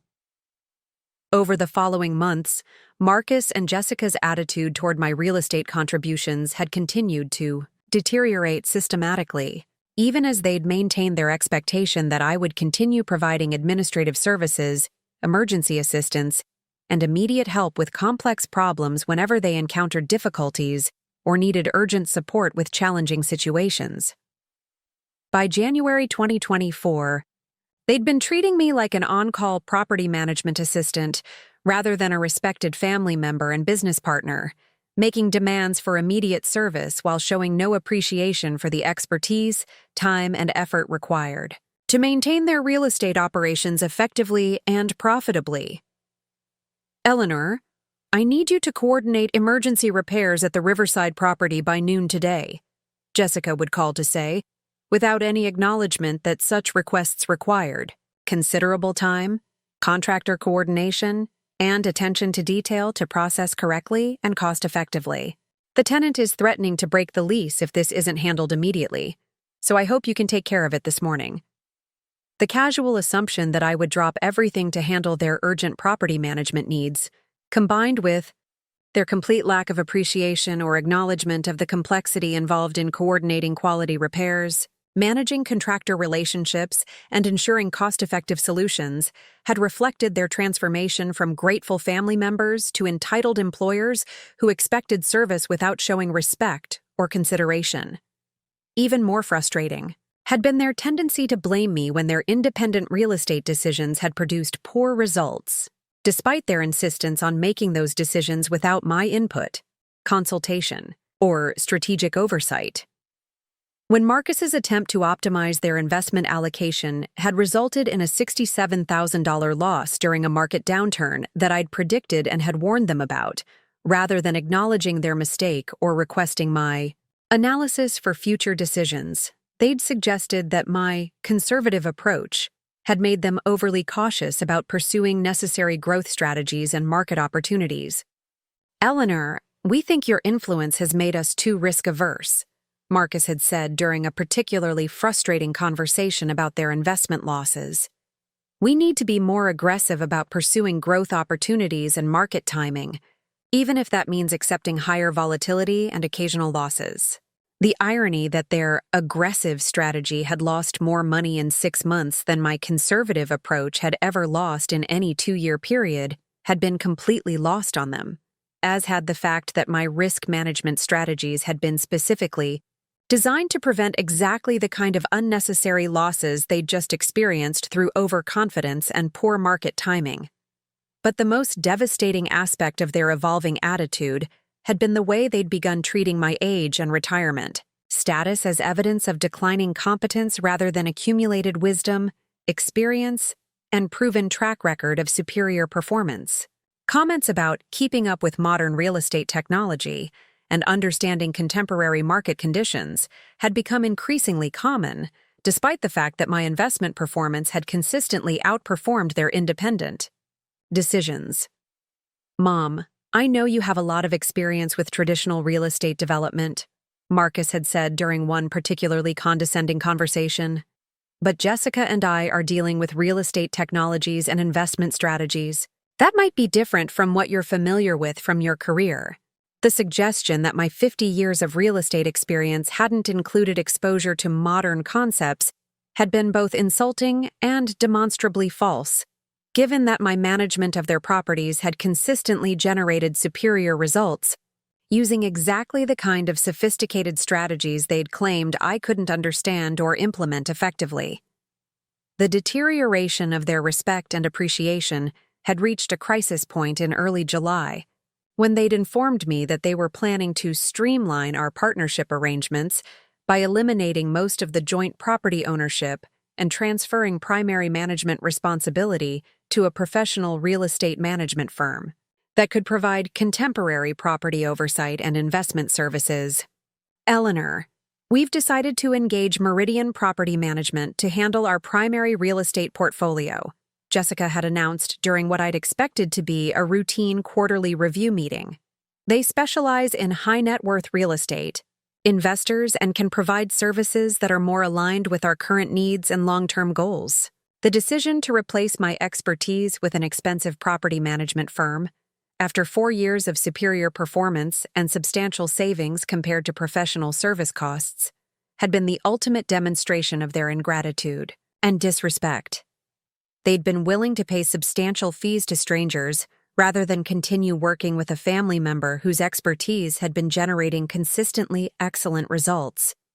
"Jessica, I'm curious about the reasoning behind this decision," I'd said, trying to maintain professional composure despite my shock and hurt. "Our current real estate performance has been excellent, our costs have been minimal, and our coordination has been generating substantial benefits for everyone. What specific advantages do you expect from this change?" Marcus had been prepared, with a list of justifications that had revealed the depth of their disrespect and their complete misunderstanding of the value I'd been providing to our family's real estate operations. "Mom, we need property managers who understand our professional situations and can provide specialized services for high-income real estate investors," Marcus had explained. "Meridian has expertise in commercial property management and investment, analysis that might be more relevant than traditional development experience." The implication that my traditional development experience was somehow less relevant than the generic property management services offered by Meridian had been both insulting and factually incorrect. My analysis of Meridian's track record had shown that their investment performance was significantly inferior to what I'd been achieving, and their fee structure would have cost Marcus and Jessica over $89,000 annually for services I'd been providing, at no charge while generating superior results. But the most shocking revelation had been their assumption that our joint property ownership arrangements could be terminated unilaterally, without consultation or consideration of the legal and practical implications of such changes for my own financial security and investment objectives. "We'll need you to sign documentation transferring property ownership to our individual names," Marcus had said, producing legal papers that had obviously been prepared in advance without my knowledge or input. "Meridian will be establishing new investment structures that will replace our current joint ownership arrangements. The casual assumption that I would simply agree to eliminate property ownership arrangements that had taken years to optimize, without any discussion of alternatives or consideration of my own interests and objectives, had revealed the complete extent of their selfishness and disrespect for my contributions and legal rights. That evening, I'd made several phone calls that would form the foundation of my investigation into exactly what Marcus and Jessica had been planning behind my back. And what I'd discovered had been far more shocking than anything I could have imagined. My first call had been to Carmen Rodriguez, a private investigator I'd known through real estate industry connections, who specialized in financial fraud and family exploitation cases. Carmen had extensive experience documenting systematic financial abuse and had been recommended by several colleagues who'd faced similar family betrayals.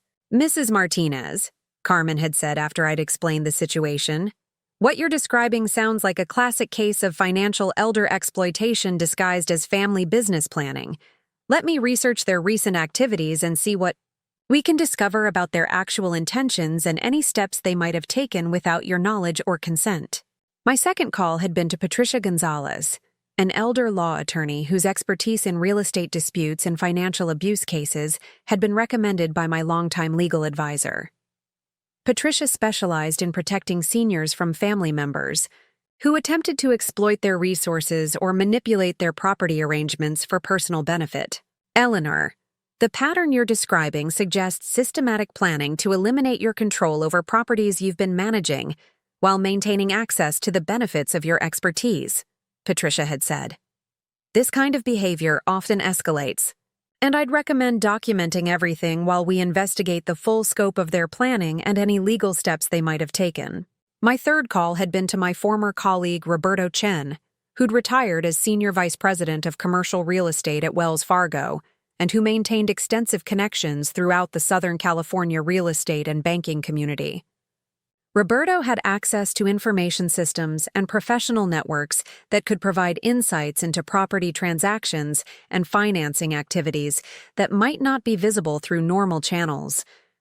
"Eleanor, I'll make some discreet inquiries and see what I can learn about any new property registrations or financing arrangements," Roberto had said.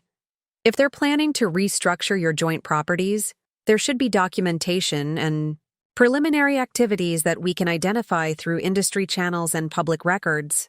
Within 72 hours, my investigation team had uncovered evidence of planning and preparation that had been far more extensive and systematic than I'd realized. Marcus and Jessica hadn't just been considering changes to our property arrangements, they'd been implementing a comprehensive plan to eliminate my ownership while retaining access to the properties I'd spent decades acquiring and developing.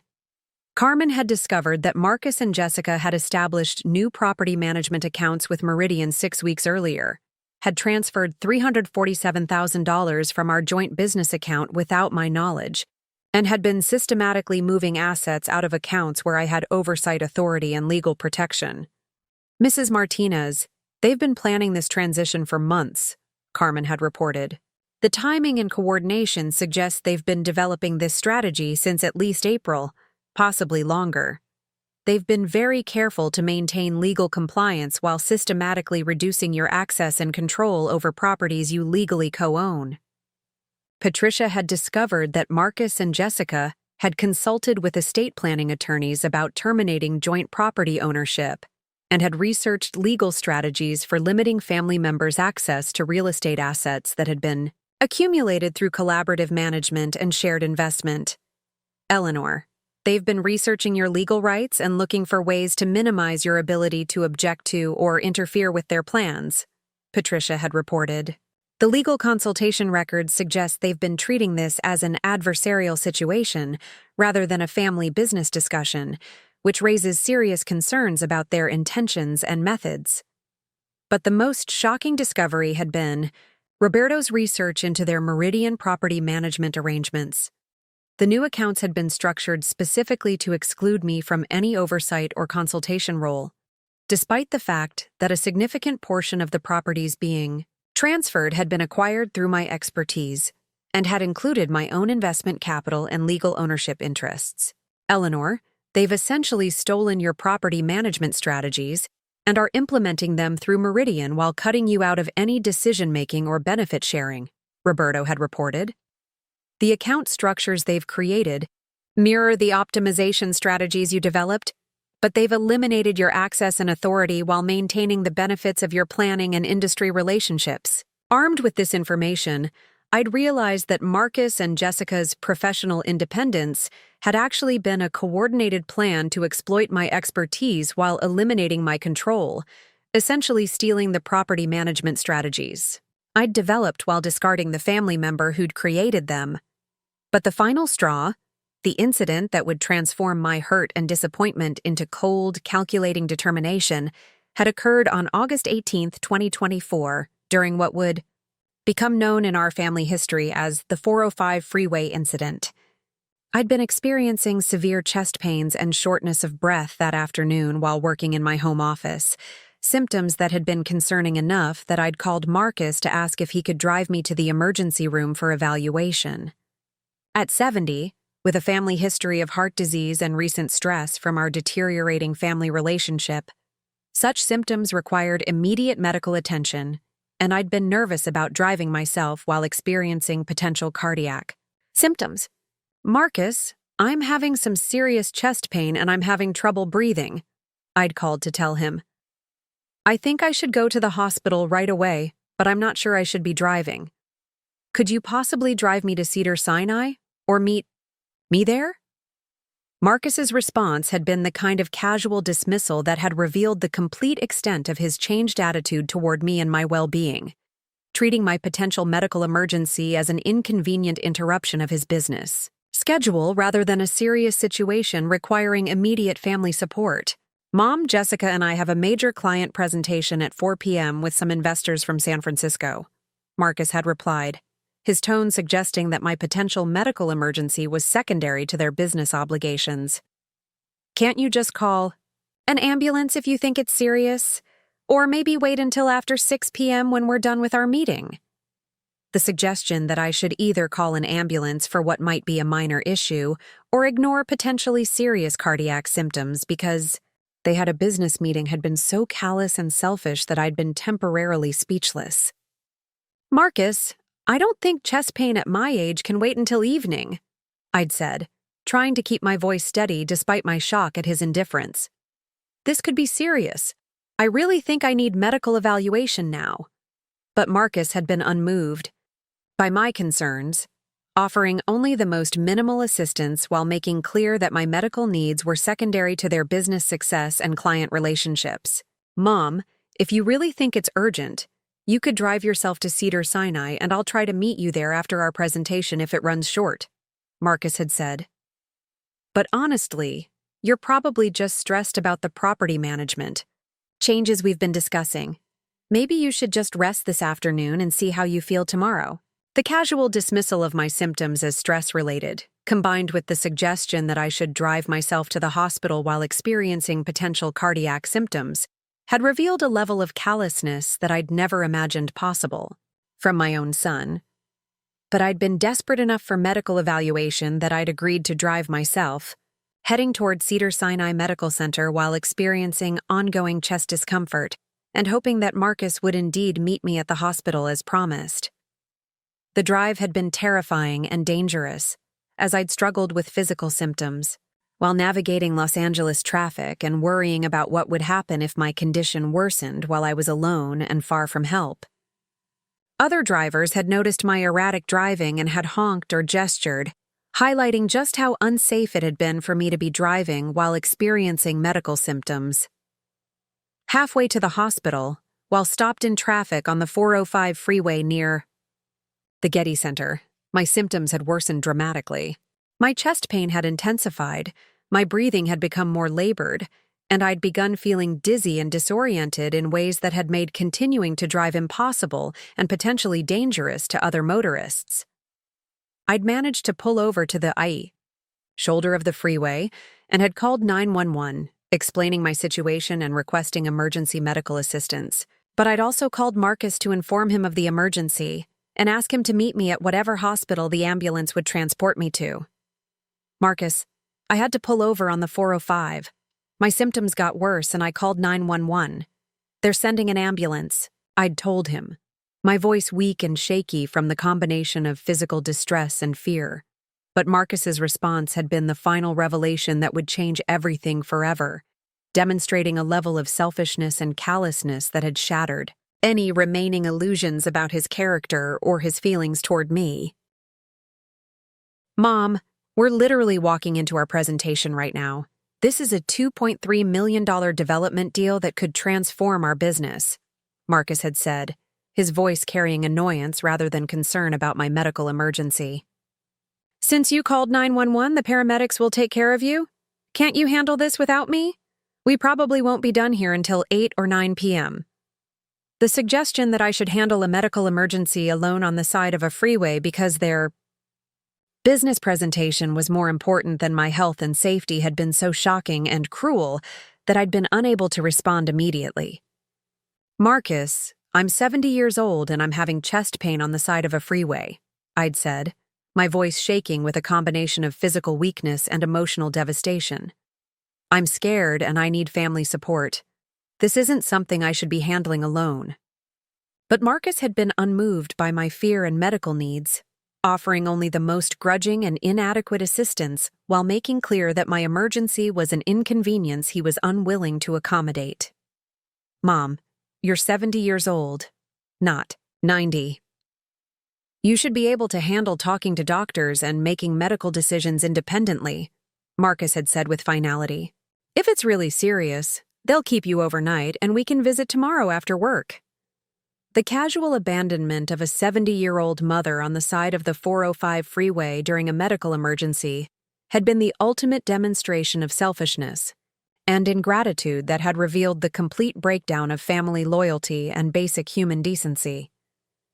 Sitting in the ambulance 20 minutes later while paramedics monitored my vital signs and prepared for transport to Cedars-Sinai, I'd realized that Marcus and Jessica's real estate betrayal had been just the beginning of a much deeper betrayal of family values and basic respect.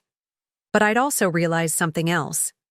The 70-year-old woman they'd abandoned on the freeway was someone with 50 years of real estate expertise, complete legal access to all their properties, and detailed knowledge of every aspect of their real estate operations that they'd been planning to steal. That evening, while Marcus and Jessica had been celebrating their business success with expensive dinner and client entertainment, I'd been making phone calls from my hospital bed that would restructure their entire real estate world in ways they'd never see coming.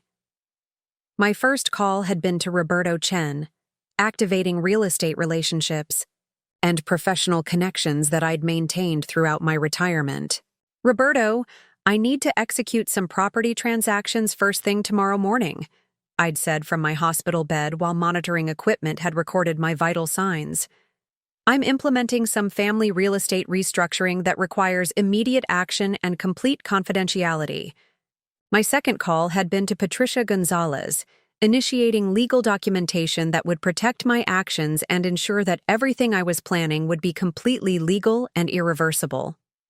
Patricia, I'm implementing the property protection strategies we discussed, I'd said. I need documentation prepared immediately that will formalize my rights and authorities regarding joint property ownership and management. My third call had been to Carmen Rodriguez, initiating the final phase of our investigation, while also beginning implementation of consequences that would teach Marcus and Jessica exactly what happened when people abandoned family members who controlled their real estate security. Carmen, we're moving to implementation phase, I'd said. I want documentation of tonight's incident while we execute the property restructuring we discussed. The next morning, August 19, 2024, while Marcus and Jessica had been sleeping off their celebration of business success and client entertainment, I'd been implementing the most comprehensive real estate lesson they would ever receive about the consequences of betraying someone with my expertise and legal access to properties worth over $8 million. At 8 a.m., I'd walked into the offices of Stewart Title Company, where I'd been welcomed by colleagues and former clients who remembered my 50-year career and were eager to assist with whatever real estate services I required. Mrs. Martinez, it's wonderful to see you, the senior escrow officer had said. How can we help you today? I need to execute property transfers and restructure some joint ownership arrangements, I'd replied. I'll be transferring several properties from joint ownership to individual ownership under my sole control. The primary commercial property in Newport Beach, worth $2.3 million and serving as Marcus's business headquarters, had been my first target. As the primary owner with full legal authority over property decisions, I'd had complete discretion to restructure ownership as I deemed appropriate. I'll be transferring this commercial property from joint ownership to my individual ownership, I'd explained to the title officer handling my transactions. Please ensure that all related parties are notified of the ownership transfer and that new title documentation reflects sole ownership under my name. The Riverside apartment complex, containing 12 units worth an additional $1.8 million, had been next. Again, my legal authority as primary owner had provided complete discretion over property management and ownership restructuring. The Ontario development property that Marcus and Jessica had been planning to build their largest project on had contained the most value, a 5-acre parcel worth $3.1 million, with approved development permits for a 47-unit residential complex. By 11:30 a.m., I'd successfully transferred $8.2 million in real estate assets from joint ownership arrangements that Marcus and Jessica had been planning to restructure without my consultation, moving all properties to individual ownership, where they would be protected from any future attempts at manipulation or unauthorized control. The final step had been establishing new property management arrangements that would ensure the real estate I'd accumulated through 50 years of expertise would continue to be optimized while remaining completely outside Marcus and Jessica's access or influence.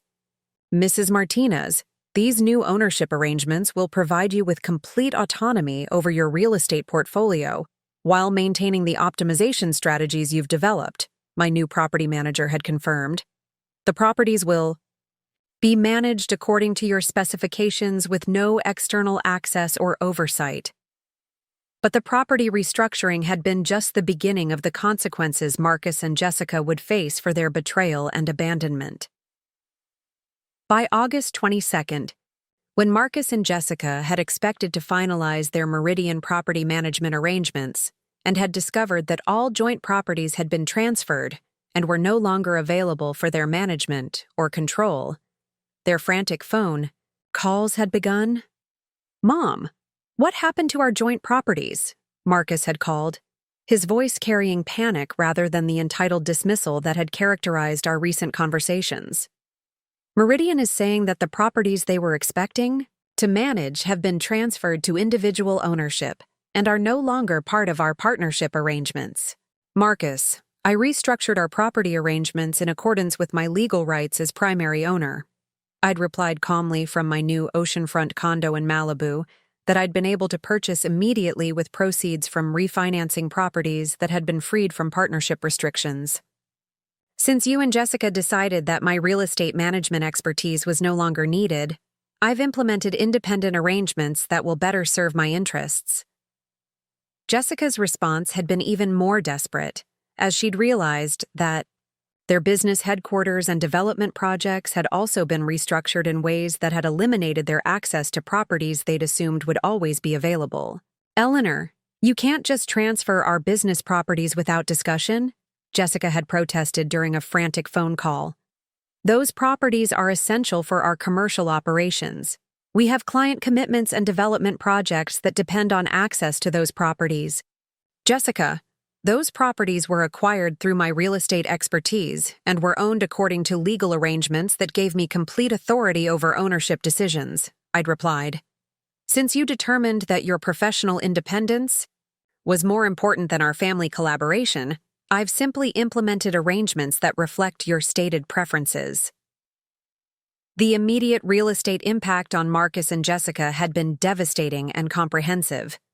Without access to the commercial property that had served as their business headquarters, they'd faced immediate operational problems that had threatened client relationships and business operations. Without the development property in Ontario, They'd lost their largest planned project and the $2.3 million investor deal they'd been celebrating. But the longer-term consequences had been even more severe. The property management strategies I'd been implementing had been generating returns that had significantly exceeded market performance. And without my management, their remaining real estate investments had immediately deteriorated. Within 6 months, Marcus and Jessica's real estate losses had exceeded $420,000 compared to what my continued management would have achieved. Their business overhead had increased by over $87,000 annually due to loss of the headquarters property and the need for expensive commercial leases. Their overall financial position had deteriorated by more than $680,000 in the first year alone.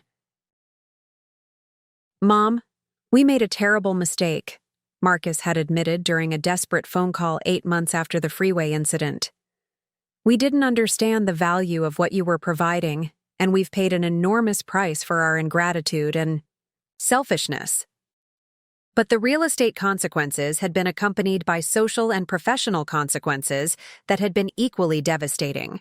Their colleagues and clients had noticed the deterioration in their business operations and professional stability, and their reputations had suffered as their real estate portfolio had become less sophisticated and effective.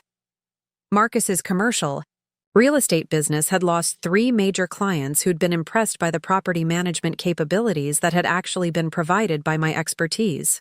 Jessica's consulting practice had faced credibility problems that had affected her ability to attract high-level clients and had damaged her reputation among professional contacts who'd expected continued business sophistication. "Eleanor, we understand now that we destroyed the best real estate partnership we'll ever have access to," Jessica had written in a letter that had reached me 10 months after the restructuring. "We lost not just your property management, but also your trust and your presence in our lives.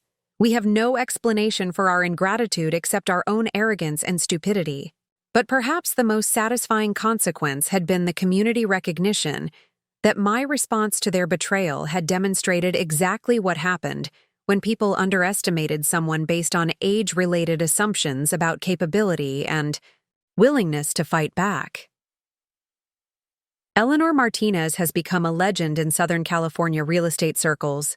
My former colleague Roberto Chen had told me during a dinner celebration 8 months after the incident. People talk about how she turned the tables on family members who tried to exploit her expertise while abandoning her during a medical emergency. "You've become an inspiration for seniors who refuse to accept family exploitation." Standing in my new Malibu oceanfront condo, 18 months after the Freeway incident, overlooking the Pacific Ocean while reviewing property statements that showed continued superior performance under my independent management, I felt a deep satisfaction that had nothing to do with revenge and everything to do with the complete validation of my right to live according to my own values and priorities.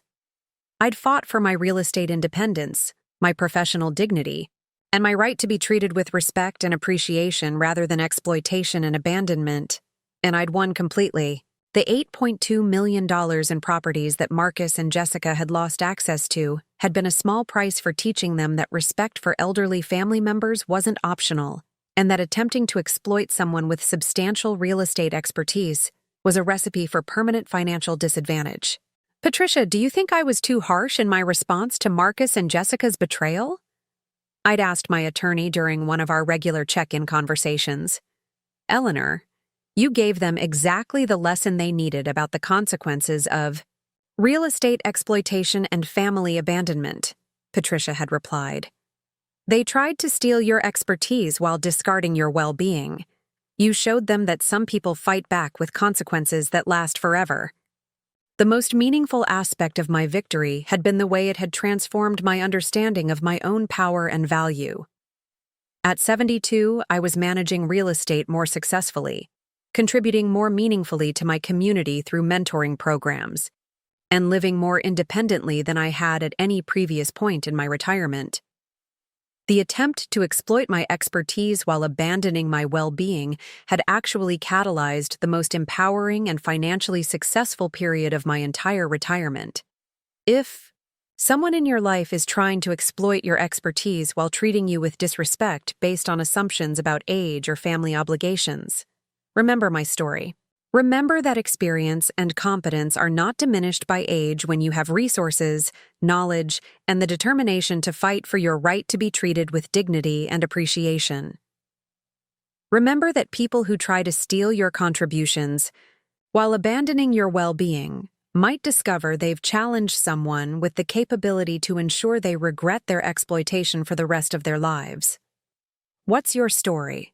Have you ever had to fight back against family members who tried to exploit your expertise while showing you disrespect and ingratitude? Share it in the comments below, and remember to like and subscribe for more stories about turning your biggest family betrayal into your most empowering victory. Because sometimes the best response to people who abandon you on a freeway is showing them exactly what they lose when they discard someone who controls their real estate security. Marcus and Jessica thought they could exploit my expertise while treating me as disposable. What they actually did was lose access to property management worth over $8 million while learning that some people fight back with consequences that reshape entire family dynamics. Sometimes the people who think you're just a convenient resource are about to discover you're actually someone with the power to restructure their entire real estate future. That's a lesson worth $8.2 million, and every dollar was worth it to prove that respect and appreciation aren't negotiable at any age. Justice served. Independence reclaimed. Expertise respected. Victory complete. The view from 72 is spectacular when you're surrounded by people who appreciate your contributions rather than exploit them. Marcus and Jessica learned too late that abandoning someone on the freeway was the most expensive mistake they'd ever made in their lives. Respect your elders, especially when they control your property deeds. Up next, you've got two more standout stories right on your screen. If this one hit the mark, you won't want to pass these up. Just click and check them out. And don't forget to subscribe and turn on the notification bell so you don't miss any upload from us.